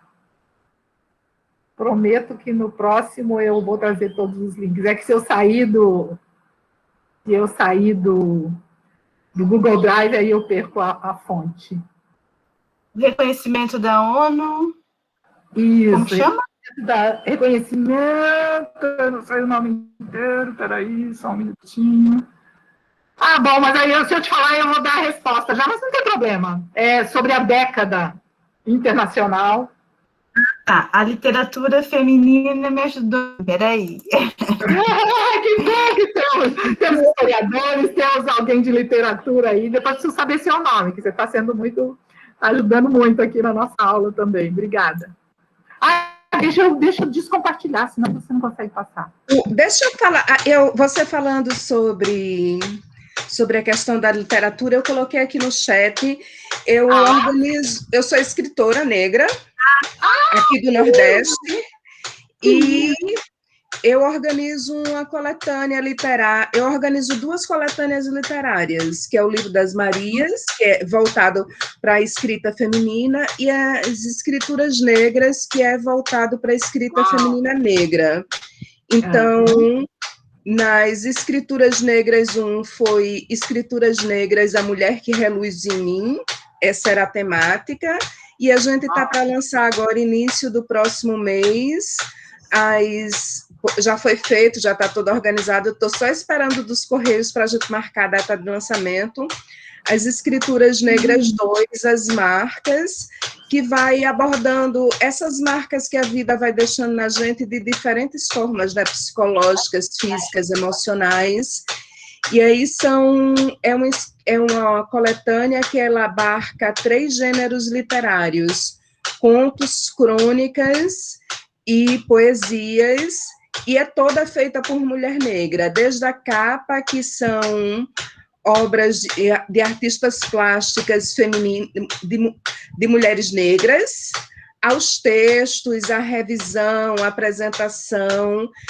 As Escrituras Negras 2 está trazendo homenagem a Maria Firmina dos Reis. E aí é um espaço legal para a gente falar, porque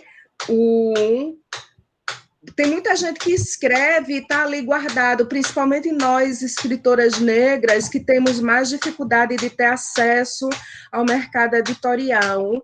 E as coletâneas facilitam, tanto em relação à questão econômica, como a coisa do conseguir tirar da gaveta pela primeira vez um texto e publicar e começar a construir sua autoestima enquanto escritora, né? Olhar para o espelho e ver que escritor não são só homens brancos, nós, mulheres negras, também escrevemos e também somos escritoras.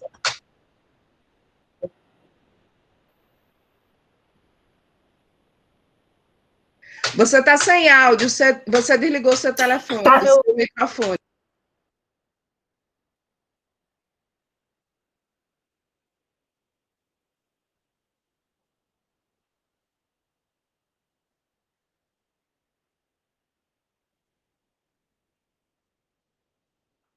Ainda está sem áudio. Está desligadinho. Deixa eu ver se eu consigo habilitar.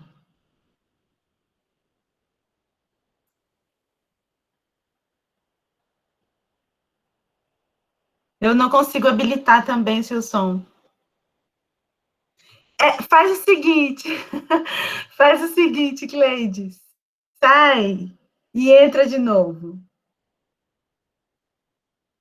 Sai e entra novamente. Sim, sim.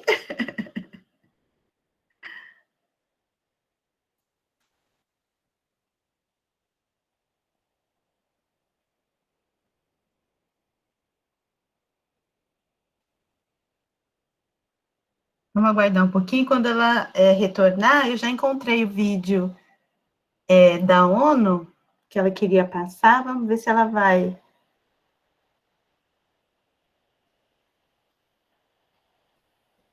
Deixa eu ver no meu WhatsApp se ela está tendo problemas para voltar.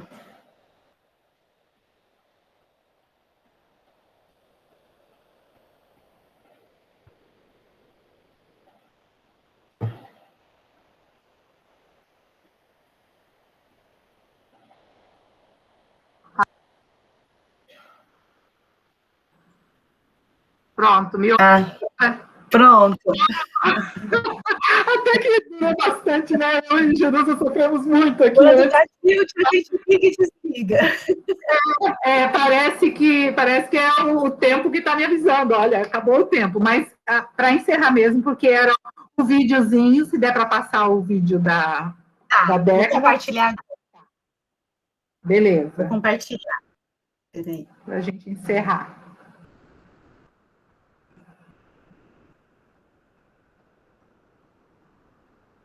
Que deve estar passando já. Mais da metade da população brasileira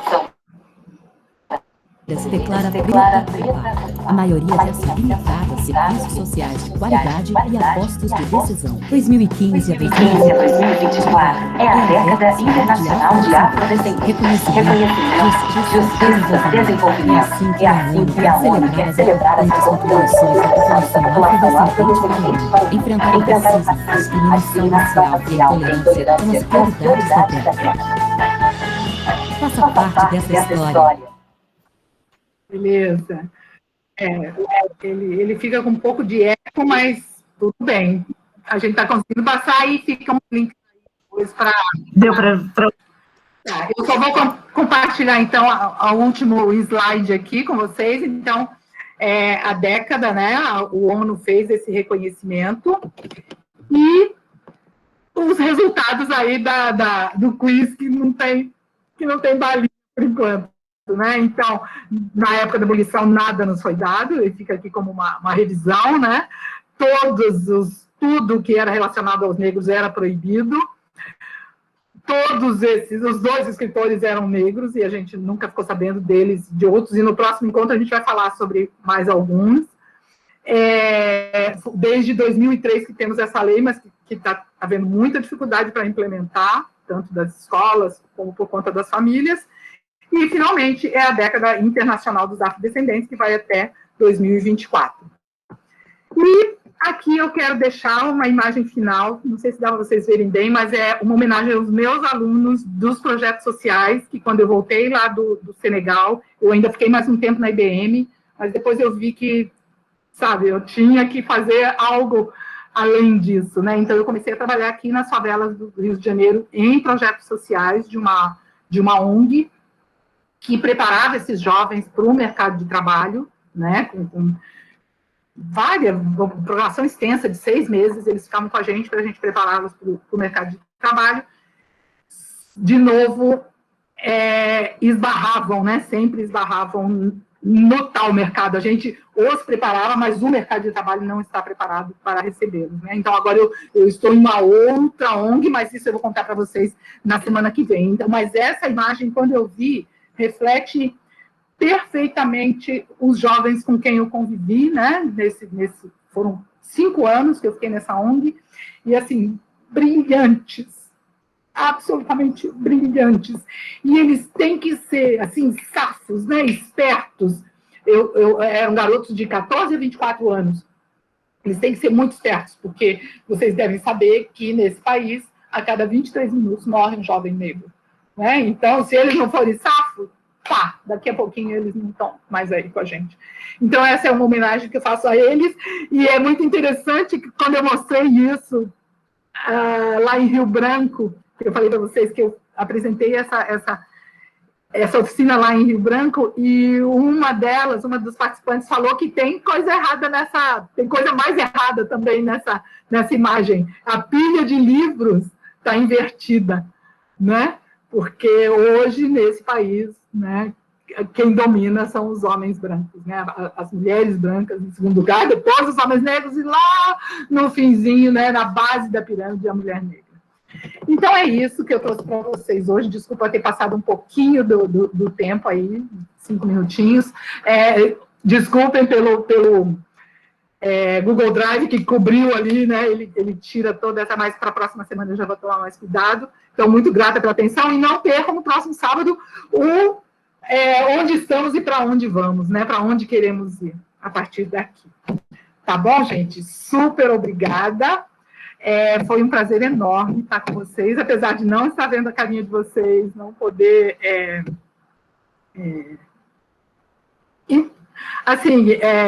me conectar diretamente com vocês, mas fiquei muito feliz de ver tanta gente aqui, e conto com vocês no próximo sábado, e Jerusa, mesmo quem não veio hoje, quem não pôde vir hoje, pode dizer que está super aberto no sábado que vem, porque, quer dizer, perdeu um pouquinho, mas é bom para...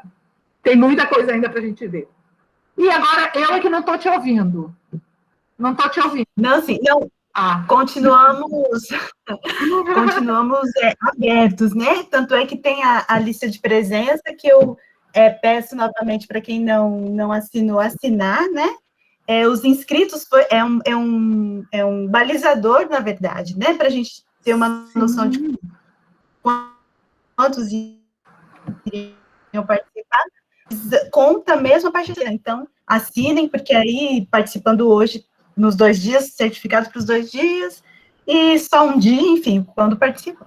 Isso. E olha, sinceramente, eu não fico surpresa, porque eu trabalhei muito, como eu disse, trabalhei muitos anos dando cursos, inclusive abertos ao público, e tem quase que uma fórmulazinha já da percentagem das pessoas que se inscrevem e que efetivamente participam, porque a vida da gente está tão doida também, né? Às vezes eu mesma, quantos cursos eu já me inscrevi e não pude participar, né? Mas, enfim, serão todos vocês bem-vindos de volta, e quem não pôde também, eu vou estar aqui, prometo que eu vou dar uma caprichada maior aí nos vídeos e tudo, porque vocês merecem o melhor mesmo. Só a presença de vocês, nossa, aquece o coração. Tá bom? Nos vemos no sábado que vem, mesmo na bate-hora, mesmo bate-canal. Muito obrigada, Jerusa. Muito obrigada especial também a você e a Luziana, pela paciência, pelo suporte aí. Imagina! Tá bom? Vejo vocês, então, na semana que vem. Muito obrigada. Professora, só dizer que alguns aqui que teve acho que foi a literatura feminina, que eu não sei, é assim que ela está aparecendo, se é possível disponibilizar os slides para eles terem acesso depois. Eu vou disponibilizar com uma condição, que cada um de vocês repasse pelo menos uma parte desse conteúdo para mais meia dúzia de gente, tá? Porque esse é o meu objetivo. Sinceramente, me custou muito fazer isso, toda a minha experiência, como eu disse, o pouco que eu aprendi até agora, que eu sei que eu tenho que fazer mais, né? Aprender muito mais, mas a minha ideia é compartilhar mesmo. Então, pode deixar que eu passo, depois eu passo todos os dois juntos, né? Podemos compartilhar sim, desde que vocês divulguem isso também, passem para frente. Tá bom? Muito obrigada. Ai, combinado. Só aguarda um minutinho que eu vou interromper a gravação. Ah, tá. Interromper a gravação agora.